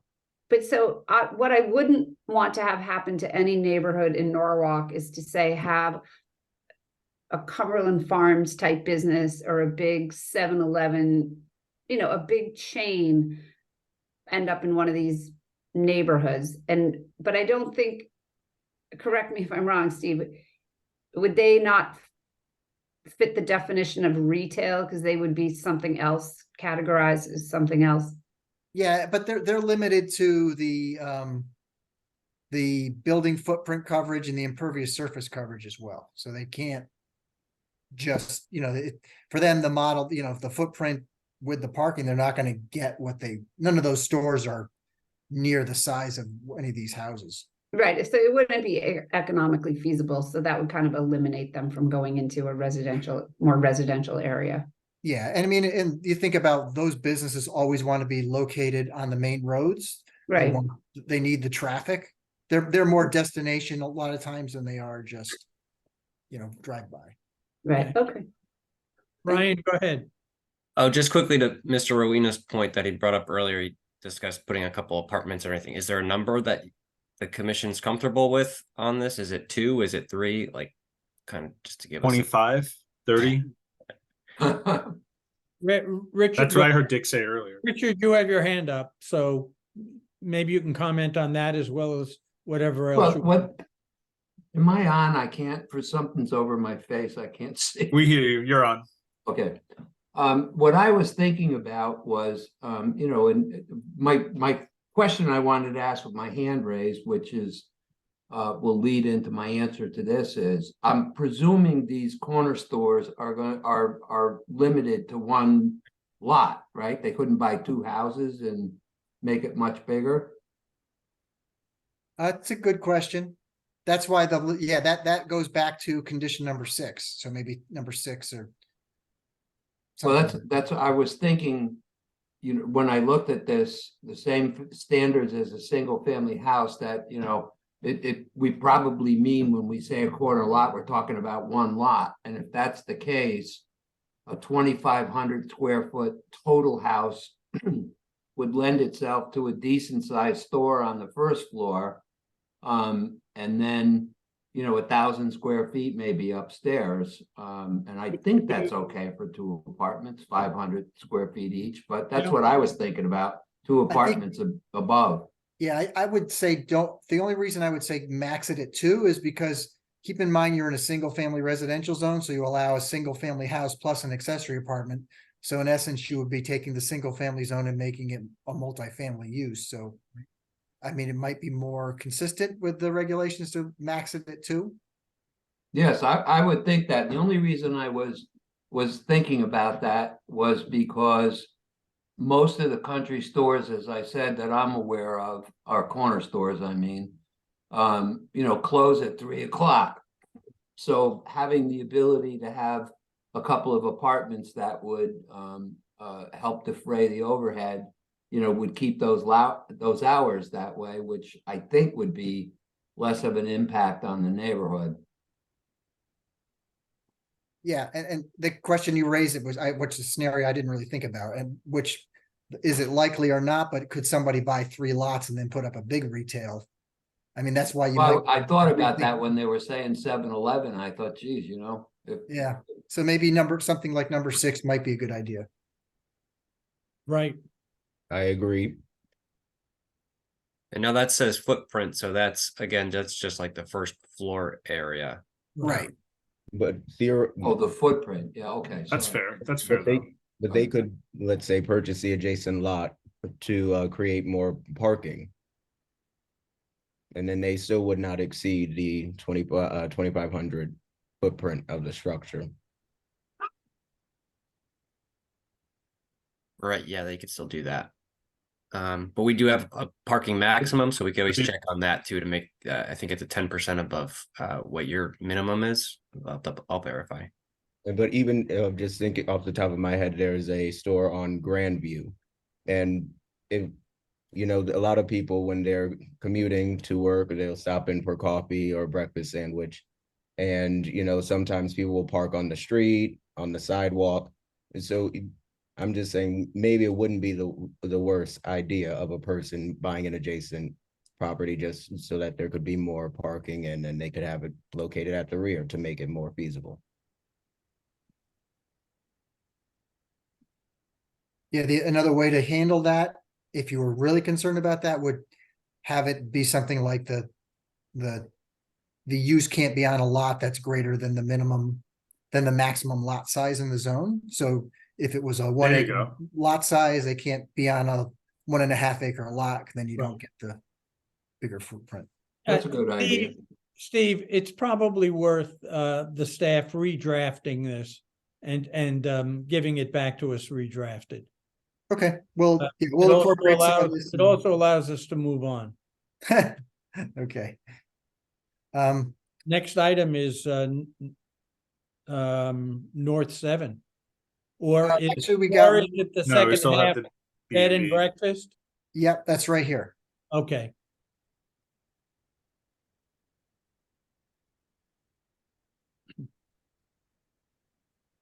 So I'll leave up those conditions if you want to read through those again.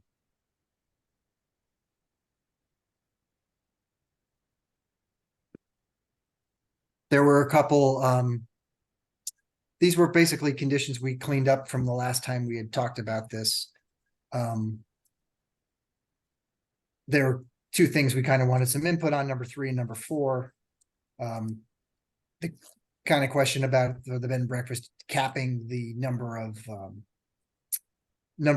guest rooms available. Staff came up with 6 as a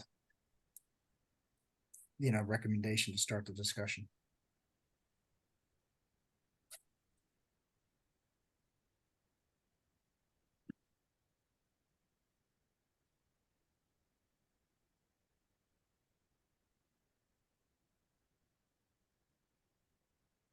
Well, if I owned a B&B, I would want to have my sign illuminated out front for guests arriving after dark. I think So that the sign can be lit. It can't be like, it can't be internally illuminated. So it could have like, you could have a sign, like a wooden sign, for example, with gooseneck lighting that shine down on, so you can still see the sign and what's there, but it can't be a light box. That makes So sense. your Mike, 10, number 10 should say shall not be internally illuminated. Number 10. Yeah, thank you. Yeah. So I'm saying the opposite. Right. Yeah, because I'm like, I want my sign externally illuminated. Are there any other? My sign would be very tasteful. Just in that scenario, I just would put that out there. Any other questions about this one? I have. Go ahead. I don't know why we need bed and breakfasts. I was kind of amused to read the criticisms of the Planning and Zoning Commission a couple of weeks ago when they said, why were we wasting time talking about volleyball and games people play in their yard? And that's easy to say unless you have one of those places next door where they have private tournaments and all that. And 6 rooms for overnight guest accommodations, that's close to a hotel as far as I'm concerned. So I don't understand why we're making them available. Well, I was Because of thinking the zoning. same thing. It sounds like a motel, but I think that what makes it different is that these will be in residential zones, correct? Yes. Yes, Has Right. anybody ever stayed at a B&B? Yes. Yes, yes. Did- yes, Did you want to stay in the B&B? yes, Did you Yes. enjoy it? yes. Did you, was like a Yes. part of tourism visiting somewhere? Very Yeah. A charming. B&B Okay. is in a commercial or a place where people are going as a destination. Right. So then I can sort of understand it, but a B&B on the only street I can think of is where I live, a B&B on Bain Street. Why would anybody want to stay there, unless it was some group that was interested in having a party or something? I don't know. It doesn't Yeah, make I was sense to wondering me. about changing where they're allowed, like specifying areas that are not near, like the areas that are near our commercial areas or something, not any residential area. But I do think that we should have some sort of allowance for B&Bs in the city. Additionally, so that when illegal things are happening, it can very clearly be you are operating an unlicensed B&B. You're not following the rules for what is allowed. You're not allowed to have them in this residential zone. You're not allowed to have them parking all over here and everywhere. You're not allowed to have, all of this. I would be very open to further circumscribing what parts of town they could be in. I agree. But I do think that it's something that Norwalk should be able to offer. No. Yes, I like the idea of having choices and options for overnight stays. I stayed in an Airbnb, one time when I went to the casino, and very, very nice. But at the same time, I guess maybe we should be mindful of people using using the B&Bs as Airbnbs. I Yeah. think that you alluded, Richard, you alluded to it becoming a party site. And that is not what, their neighbors in this residential neighborhood would want. So I think maybe we need to be mindful of that and maybe insert some language that would prevent that. Yeah, and can we be clear, this is not about Airbnb. We had a whole separate, Well, no, but I'm just discussion saying, about I mean, that. to Okay. Richard's point. Yeah. Yes, he made a very good point. okay. Yeah, they have to be licensed, they have to following all the, okay. Just want to be Right. clear. People get confused. And the owner has to be present, Mhm. right, Anna? I think that it was the I owner has think- to be. I think that Present. was It on has to be there. a business, we're talking about Yeah. B&B, has to be a legitimate business, that's licensed. Yeah. I think I don't have it up on the screen anymore, but I Yeah, but thought I that think- was part of I what think- they said before when they did the survey of how the other towns do it and this and that. The serving a meal, the owners on site, all of this following the food licensing and the hotel licensing or whatever it is that they have to follow. I'd be open to fewer rooms than 6. I don't know what's ideal, how things are set up.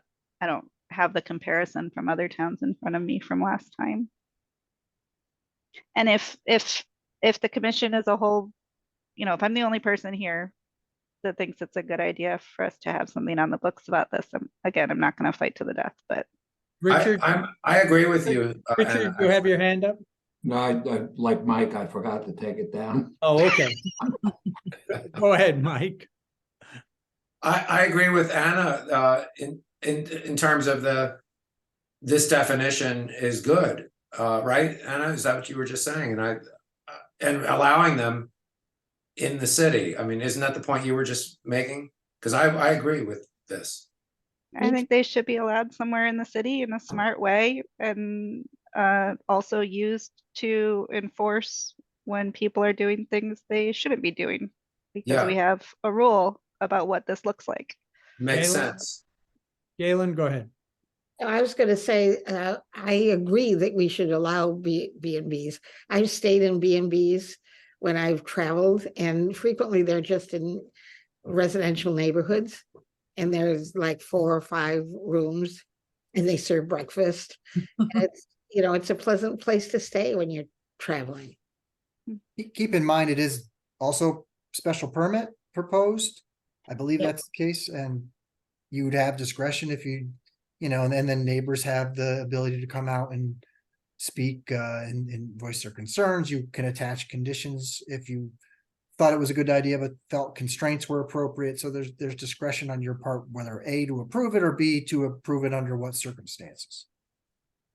I guess I just don't understand what our push is to put businesses into residential neighborhoods, but that's just. Well, I think it offers another option for people. It, in a way, it could lead to someone preserving a big old house. There's historic preservation layer to this. Yeah. Just like, funeral homes end up in usually old Victorian houses. This regulation doesn't say that, No. It's, you I've could have stayed an in ugly- bed and breakfast too. Yeah. And they were in exactly like what you're talking about, a big giant house. And there was 3 rooms, and then the old owners. It was like the haunted house, but And teddy bears on the bed. All right, there was some discussion about whether 6 is the right number here if we approve it. Is there an alternate number that someone wants to suggest? I would say no more than 3 if we're gonna do this. 5. And I think respectfully, if you want it to happen, if you limit it to 3, it's not really a viable business for somebody. Then it's more like an Airbnb. Like what, if you're going to say, I want to be in the B&B business, and to go to all of that trouble and only have 3 rooms and charge whatever it is, $200 a night, you're not going to make any money. So that totally, I think, discourages it from happening. If you want to discourage it from happening, that's, yeah. Okay, but I think if you limit it to a small number, then nobody's gonna do it. But how about, did the language say no, did it say 6 is the cap, or did it say no more than 6? Meaning that it could be any number, but nothing above 6. Yeah, That's the way I read it. Right, it can't become a hotel motel. right. And Right. you know, generally, they do go in these big old houses. You know, you can't put a B and B wouldn't really make much sense in like a ranch house in a, Hmm. Yeah, so I mean, I go with the number 6, no more than 6. yeah. You still have it pulled up on the share? I can't find it. I don't now, I can, what do you want me to pull up? You had The 7 in the proposal, language. Yeah, it said you had 7 7? bedrooms, but that it's Oh. owner occupied, so that still would be the same number. Got it. 6. No All more right. than 6 Is- guest And rooms. maybe you clarify, Steve, and say 6 Yeah, guest guest rooms. room, I don't know, because yeah. what if the owner has more than one bedroom, you know? I don't know if that's splitting Yeah, hairs. but- you could. Yeah, no, you it's could not, state it. actually, that makes sense. 6 rentable rooms, that's probably the way. to Yeah. do it. Yeah. I'm having such Okay. a hard time finding these memos. I think they're all hopefully on the website too, They're Anna. on the website. Is I mean, that, that one might have gotten grouped in with another one because it was, I'm not sure, it's been a little while. So it has to be in a lot that's 1.5 times the minimum for the zone, right? Is there a way to circumscribe it to be, I don't know, within a number of miles of city centers or something like that? Or is that stupid? Well, I mean, the only, and I again, don't think it's whether you guys decide whatever you decide about this is fine with me. Thinking about, you know, somebody might be wanting, like, up in the Silvermine district and take Mhm. advantage of some of the offerings up there. I mean, even the tavern's got guest rooms now, but somebody might want to go to the arts facilities up there and just spend a weekend and have one weekend where they just hang out at the in a bucolic setting and just lounge around the property and take little bike trips or something. So I think that's kind of what you would get as an option. I don't know if a bed and breakfast business model is that great to begin with. You know, that's another, I don't know how you can't factor that in, but you know, again, some of these things like the funeral homes, bed and breakfast, I don't know if they're, how often they'll come up. If they come up, again, this is a special permit use, so you can look at each one of these individually and see if it's appropriate for the area or not. And then, you know, all right, are Yeah. people comfortable with what's being suggested here? Yes. Yes. Yes. Okay, Steve, we've only got another 10 minutes. How long do you think it will take to go through the rest of the agenda? I think there's really depends on how long the sustainability discussion is. I'm gonna guess the North 7 one, I don't think is it was a longer memo, but I don't think it's overly complex. You want to tackle that one now? Well, are people comfortable running another half hour until 8:30? Yes, if we can get it all done. I'm Yeah, not sure we okay. can get it all done, but we can make more progress. Yeah, and the sustainability memo, I know I just sent it, so I'm not anticipating you guys saying everything's great and not closing that discussion tonight. I figured that will continue for at least the next meetings. All right, then let's go to North 7. So for North 7, while I try to find where I put that one, there it is. The long and the short of it was you approved the redevelopment of that area as part of a master plan. So it was not everything that was done as part of that master plan was not within the current zoning regardless. So you kind of envision something where they share density throughout the area, where the parking facilities for the entire project could be met on different parcels or different sites. The building layout was different. It didn't have to necessarily conform to the same standards, even within the existing executive office zoning, we're kind of allowing flexibility for design. So that's really what the memo does. The memo actually puts the definition of development park back in, because it should have never been excluded to begin with. So we put that back in. So we're saying the redevelopment of the west side of Glover Avenue is what we're calling a development park. It allows the development park as a special permit use in the zone. And then it says that it's subject to all these conditions, which are all the conditions you've already approved already, for the most part, with just, some cleanup language in there. And then this is really the numbers 4 through 7 here are the items you've already approved as part of the master plan. So this would kind of say, we understand there's this new form-based code for this area, but for this particular set of properties, we like this master plan concept, and we want to give them the flexibility to build the design that we've already approved. So that's really what these changes would handle. Okay, keep moving. And again, everything in the non-red type is already existing. And then number 12 is just making sure they have the ability to apply the public realm across the board. Right.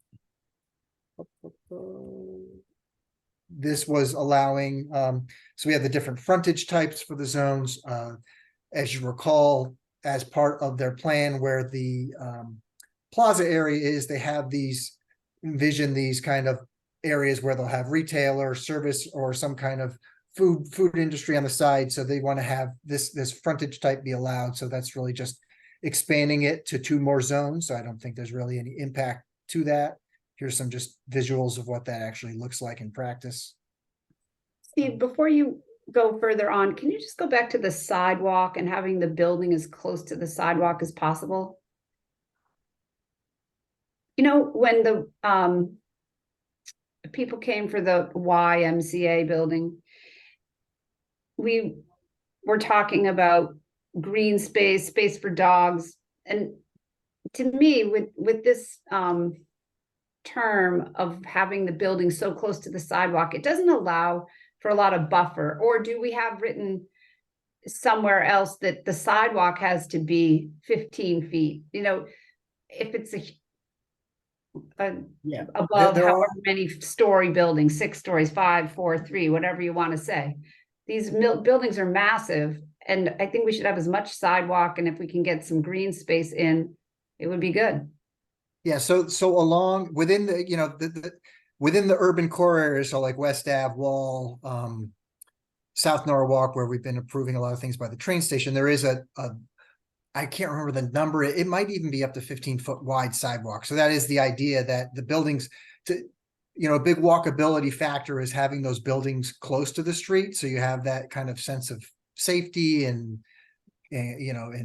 security as you move along through there, and provides that kind of visual experience for that. So that's why the buildings are pushed closer. In this area up on Glover Avenue, it's not the same kind of environment in general. So that's why they're looking for a little more flexibility, and they want to do like the dog park, for example. So that's something where it's not the buildings close to the street, but it's an attraction and an interest point when you're walking along the sidewalk. Yeah, But it is, I'm strictly talking about the width of the sidewalk. And like if you had Jim Travers here, you say a proper sidewalk is 5 feet, and I think it's 2 feet of green space and a curb. Maybe somebody can correct me if I have the green strip wrong. And these massive buildings, you're not going to feel unsafe if the building is 10 more feet back, because you might feel like you're going to get run over on the street if you're on West Avenue and the sidewalk isn't wide enough. yeah. So the sidewalk widths required for the downtowns, for example, are significantly wider than 5. Okay. And are they at Merit 7 too? Yes, they do. They're actually on the master plan what the width is, and these buildings will be. There's more buffer distance between these buildings and the sidewalk than there are in the downtown, just because I think it's just a different area and should be Well, treated. they have more space to work with. I mean, the developer wants as little sidewalk as possible so they can make the building as big as possible, right? Yeah, I mean, it's an urban environment, but it's not, I think it's a little ex-urban versus, downtown urban. Okay. Thank you. I'll add to that discussion, because Tammy, that's a good point about the sidewalk width and requiring the buildings on the, be so close to the sidewalk as possible. But one of the discussions on Cemetery Street was increasing setbacks, and then in the toolbox for complete streets, one of the traffic calming measures is bringing buildings closer to the street. It actually makes traffic go slower. Because your range, it has something to do with psychology and peripheral vision, but you go slower when there's something squeezing in on you, basically.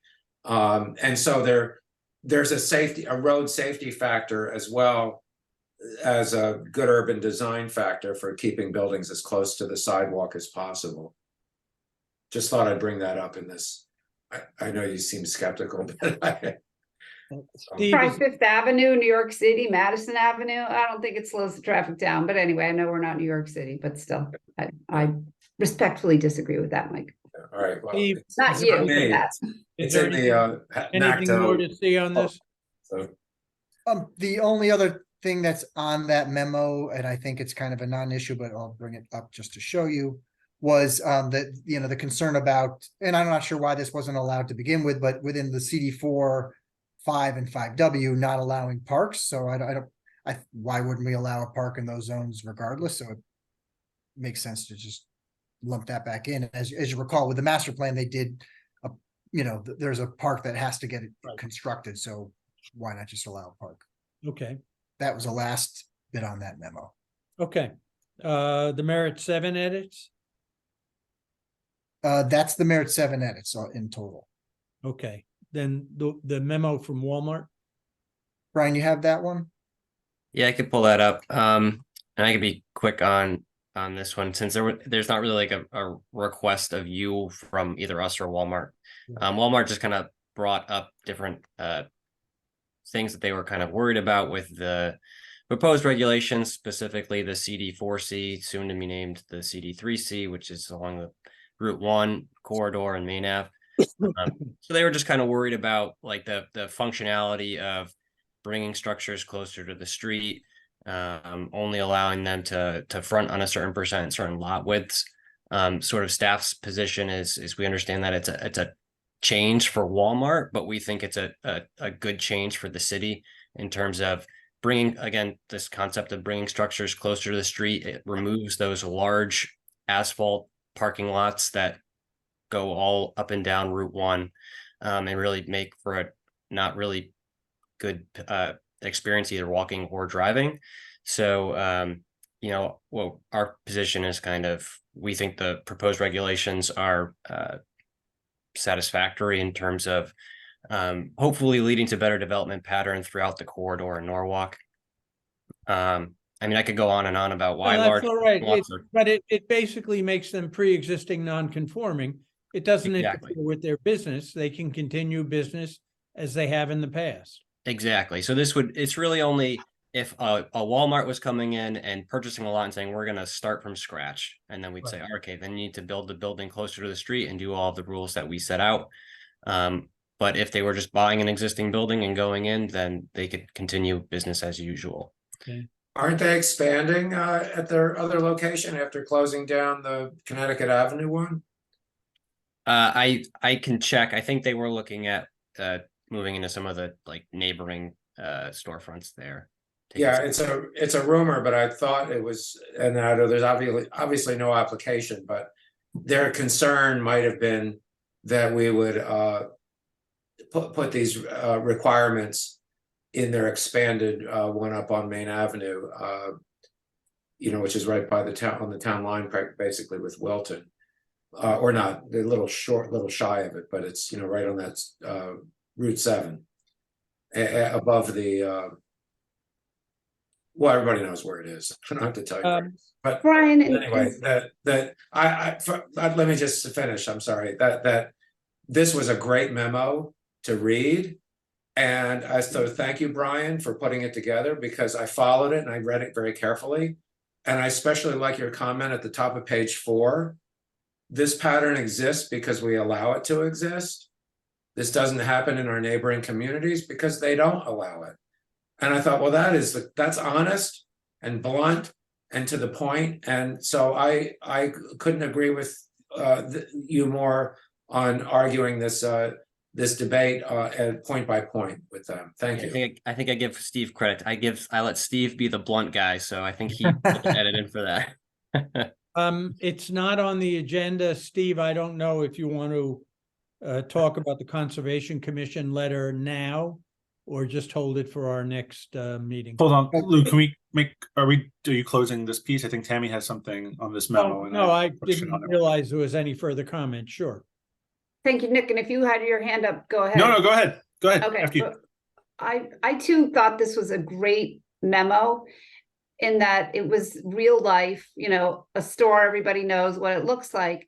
And something to me that's lacking, if we as the Planning and Zoning Commission are trying to, make Norwalk and Route 1 look more aesthetically pleasing, then we really have to talk about landscaping and landscaping in front of these buildings. And, fortunately, we were, when Walmart came before us or Target came before us, we talked about the sidewalk over on Richards Avenue. And TMP went in and they put a sidewalk and they didn't actually cut down any of the trees that are over there. And buildings like Walmart and Home Goods and TJ Maxx and Best Buy, the fronts of those places are hideous. The parking lots are hideous because I think the city perhaps doesn't enforce planting in those places. And I actually asked the manager at TJ Maxx one time, and sorry, I digress, but I said, why don't you put some planters in front of your store? He said, because the people would steal them. I thought, really, that's pretty pathetic.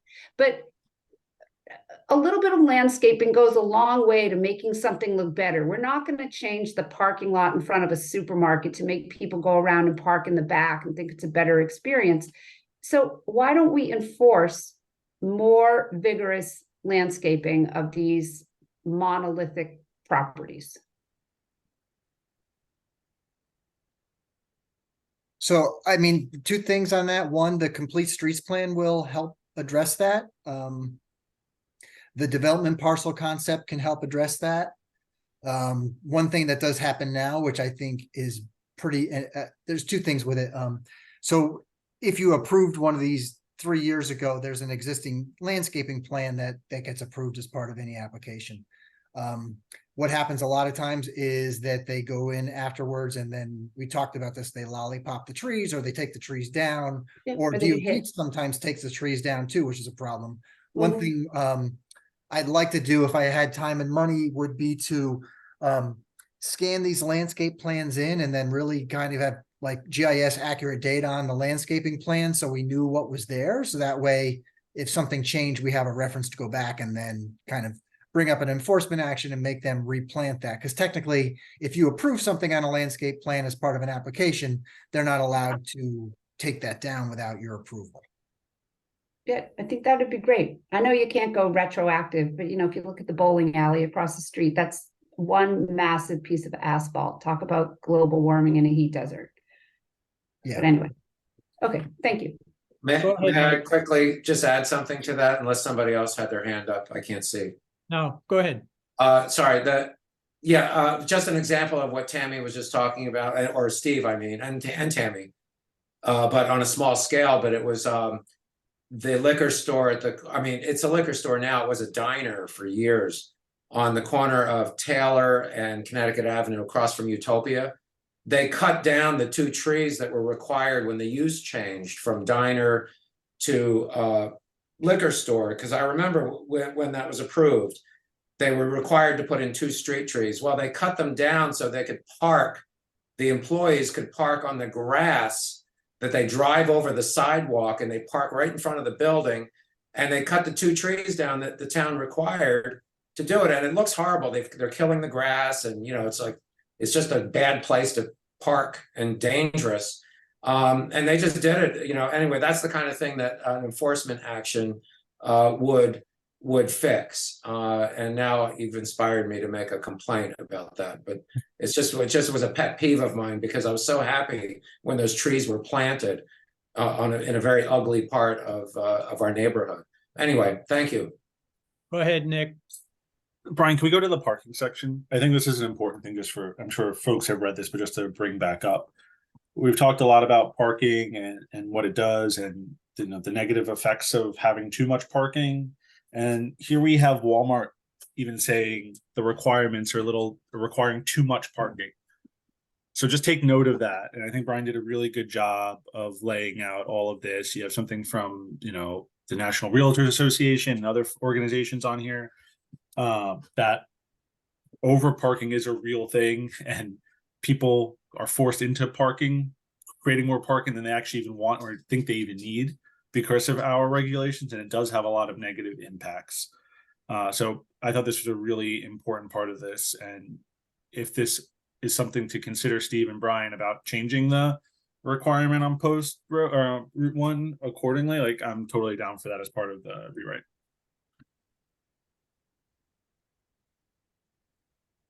Mike, have you just failed to take your hand down, or do you want to say something else? Oh, I'm sorry, I failed to take it down. It's Okay. just a theme tonight.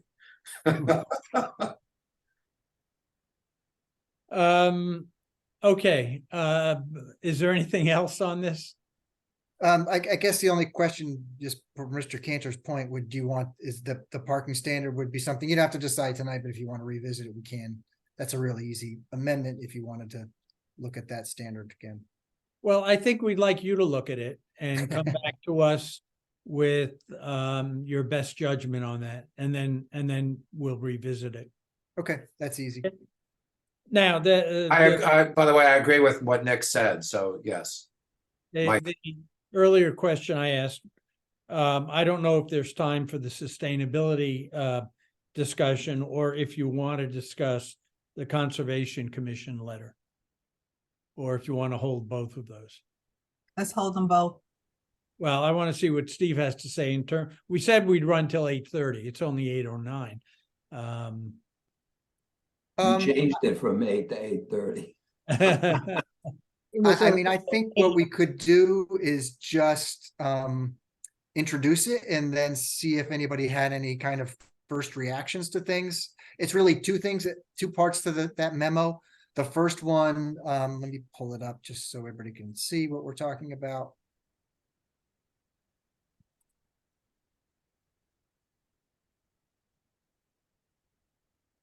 Hold on, sorry. That's the problem with too many memos. I've got like 8 PDFs open and trying to find the right one is never easy. You can do it, no pressure. All right.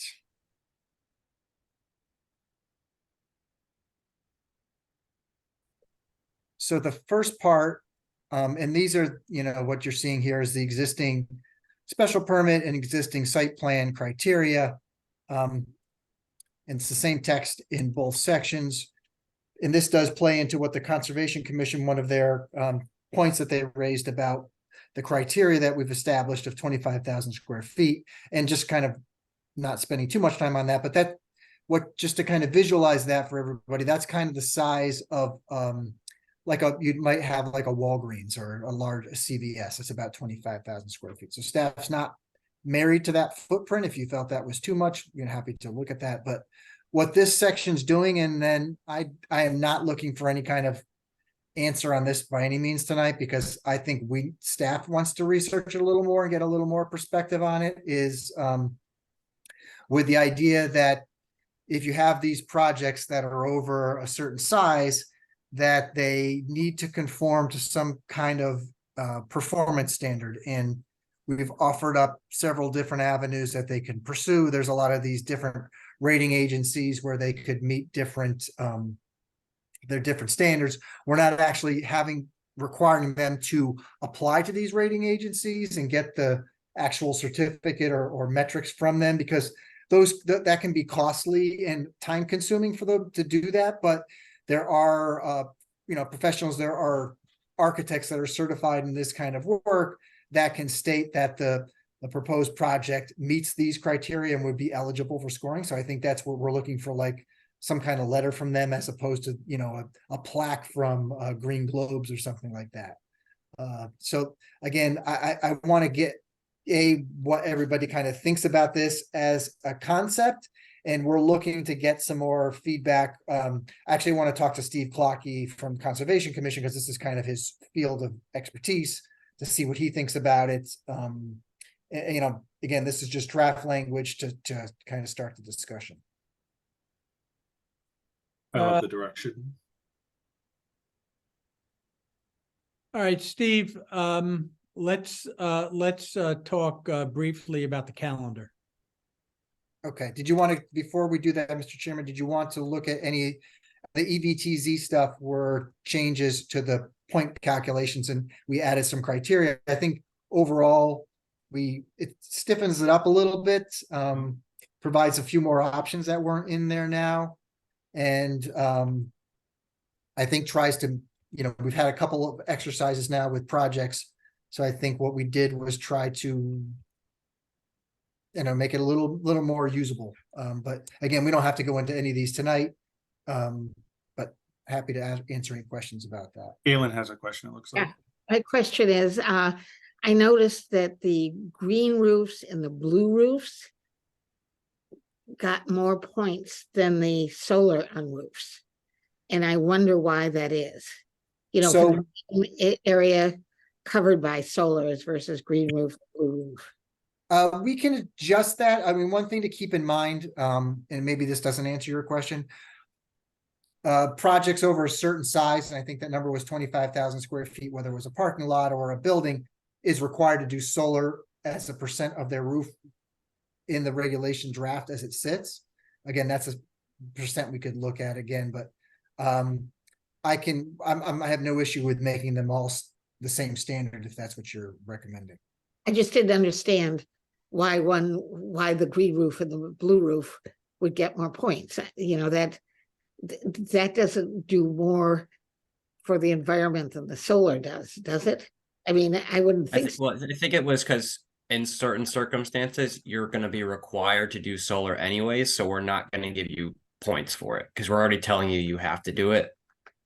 I see. So this is additional solar above It what? could be, yeah.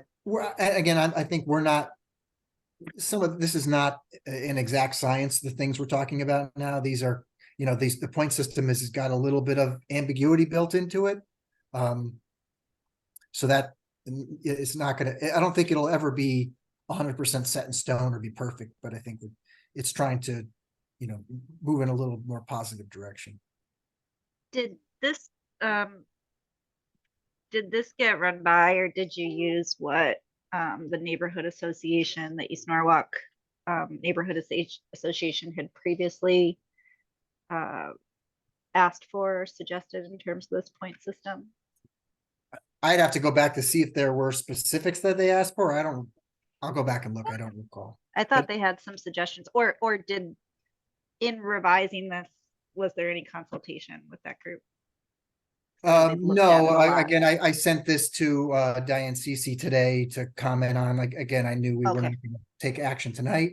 So yeah, we Okay. have a couple more. I'm envisioning, per the chairman's last comment about scheduling, I anticipate November 8th having this, you know, doing this over again with some different edits, discussions. Hopefully the total number of discussion points is less, and then moving it on from that point. And again, we can always adjust things when we get to the hearing as well.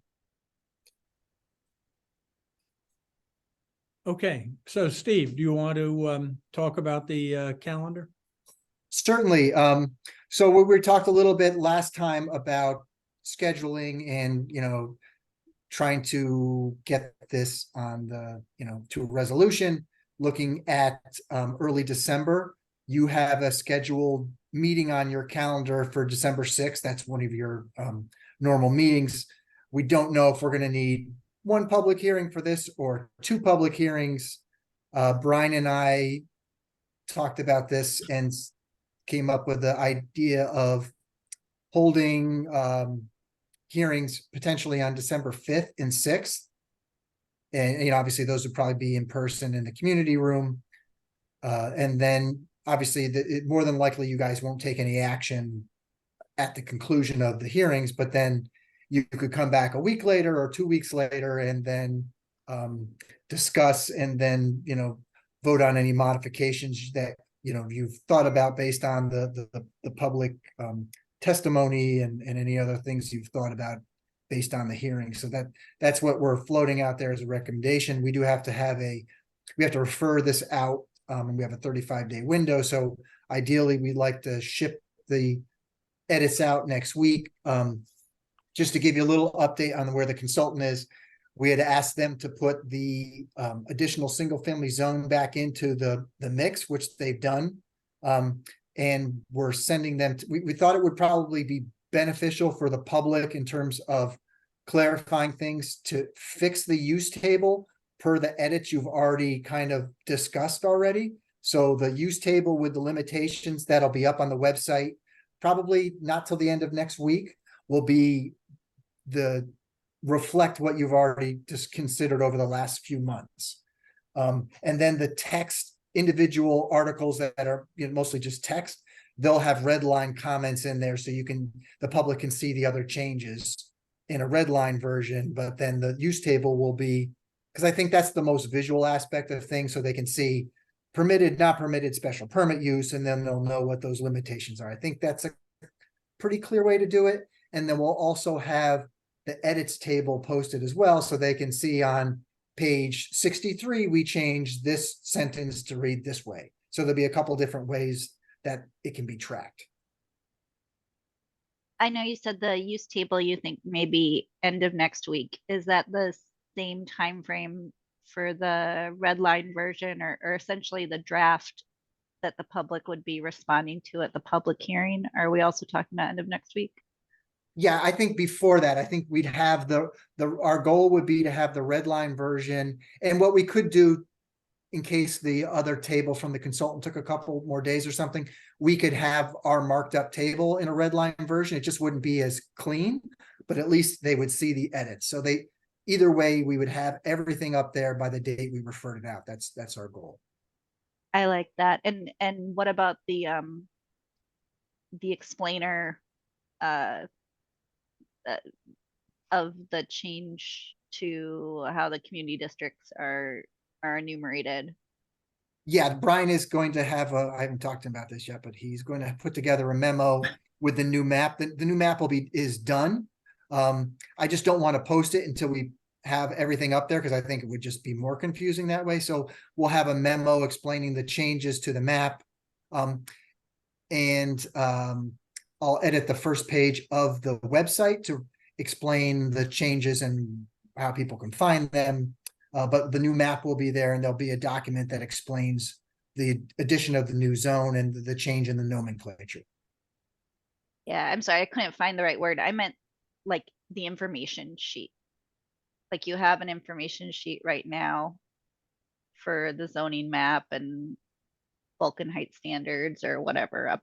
Those documents have been really helpful for people. Yeah, I think the plans to do the same thing. Do one of Okay, those great. and just say, here's the new nomenclature. And Great. yeah. I think memos are a little harder to digest. These were really nice. Thank I you. mean, Steve, when you say you're going to make the red line, so you mean the whole 500-page document, whatever it was, you're going to red line any changes, and then the public will have the opportunity to see that and then either agree or disagree, or because we've agreed on those changes, that's the way it is? No, so right now, like on the website, all the individual articles are listed separately, or there's the complete draft. So what we'll do is, like in Article 1, wherever there's a change, there'll be a red line notation of the change that the commission is recommending. So you're not bound by that change. You can change it at the hearing or after the hearing. You can say, you know what, in hindsight, we don't think that makes sense, but the public can see what you've agreed to change, if that makes sense. Sure. And so then for the meeting, would you say, okay, if it is a 2 evening meeting that, you know, the first night we're going to take the first 3 articles and the next night we're going to take the last No, whatever Tim. articles? No, it will be a regular public hearing. We'll have 2 sessions only if there are so many people who wish to speak that we can't accommodate them all in the first meeting. This will be virtual. This will be hybrid, right? I'll be out of town and I would prefer if you can make it, you know, if it's healthy, if it's safe for you to come, that we do as many of us as possible in person. but I'll be out of town. Well, then you can't. So I can't, you come, but I want to that'd be- So you will have to be hybrid, yeah.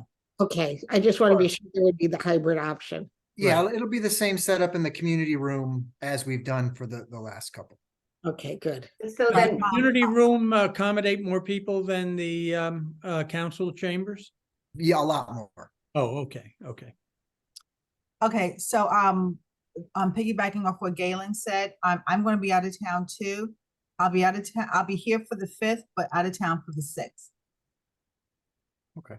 Okay, same thing. If you have access to the internet and can make the meeting, please do. If not, in order to be able to vote, you will need to watch the tape.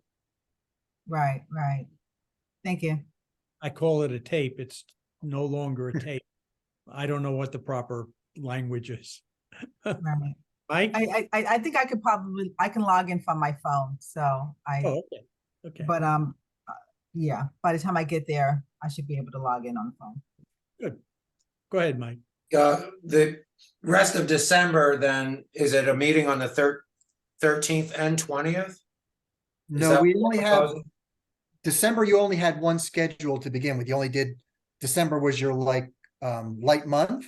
So you might need to add one more meeting to actually take action on the regulations. And that would be, the option is the 13th for that? That's your Or- guys' call. I mean, we were talking about Hanukkah starts the 7th. That's not an issue. So Mr. Chairman is saying it's not an issue.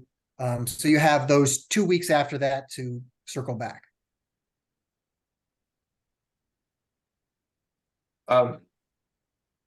So what are we talking about it then? What dates? Sorry. That's your decision, what you want to do. Let's talk about that after the meeting next week. And set a hard calendar. Yeah, I just, I'll be making travel plans for December, that's all, and I wanna, Yeah, You can we know, pencil that in now, Lou? Like, so we have 5. I might be on the road, I mean, I can dial in for sure, but I mean, it's the 13th, I'm around. The 20th, I'll be probably in, I think, Natchez, Mississippi. I don't, could be wrong, of course, but I don't anticipate that we're going to need to hold a meeting on the 20th. Okay, That's just too close to Christmas. So 5th and 6th Well, for sure is the yeah. idea for the hearings. And that means 13th action potentially. Right. and then all the other business, normal business that is gonna come up, which If I'm not necessary. sure what the agenda is gonna be on the 13th. Yeah, we're telling them see you in January at this point. Yeah, they may be waiting. It's possible. Okay. So the 13th would potentially. I would hope we have nothing else but the rewrite for the 13th. Like, I don't think we can. No, take or- we can't. We're gonna have to have a lot of discussion. Yeah. Yeah, the only thing that could put a cramp in that is if we got some like 824 referral or special appropriation that we have to act on. Other than that, we try to keep everything off. But that usually is not a long discussion for us. Right. You know, that we could always. We can also start at 5 for a set of us as well if we needed to do it for that one that has worked before. And I'll remind you that once we've voted, we go back to our regular schedule, only meeting twice a month. Well, all right, okay. I won't remind you of capital. Don't- budget, but- Don't ruin Christmas, Steve. Or Hanukkah. Or yeah, whatever holiday one celebrates. Right. Okay, is that it? Yep. Are there any comments from the commissioners? If not, I will entertain a motion to adjourn. Mike raised his hand, Anna, I'll take that as a second. All those in favor? We are adjourned. See you Good night, next week. Good night, everybody. Good Good night. night. Night.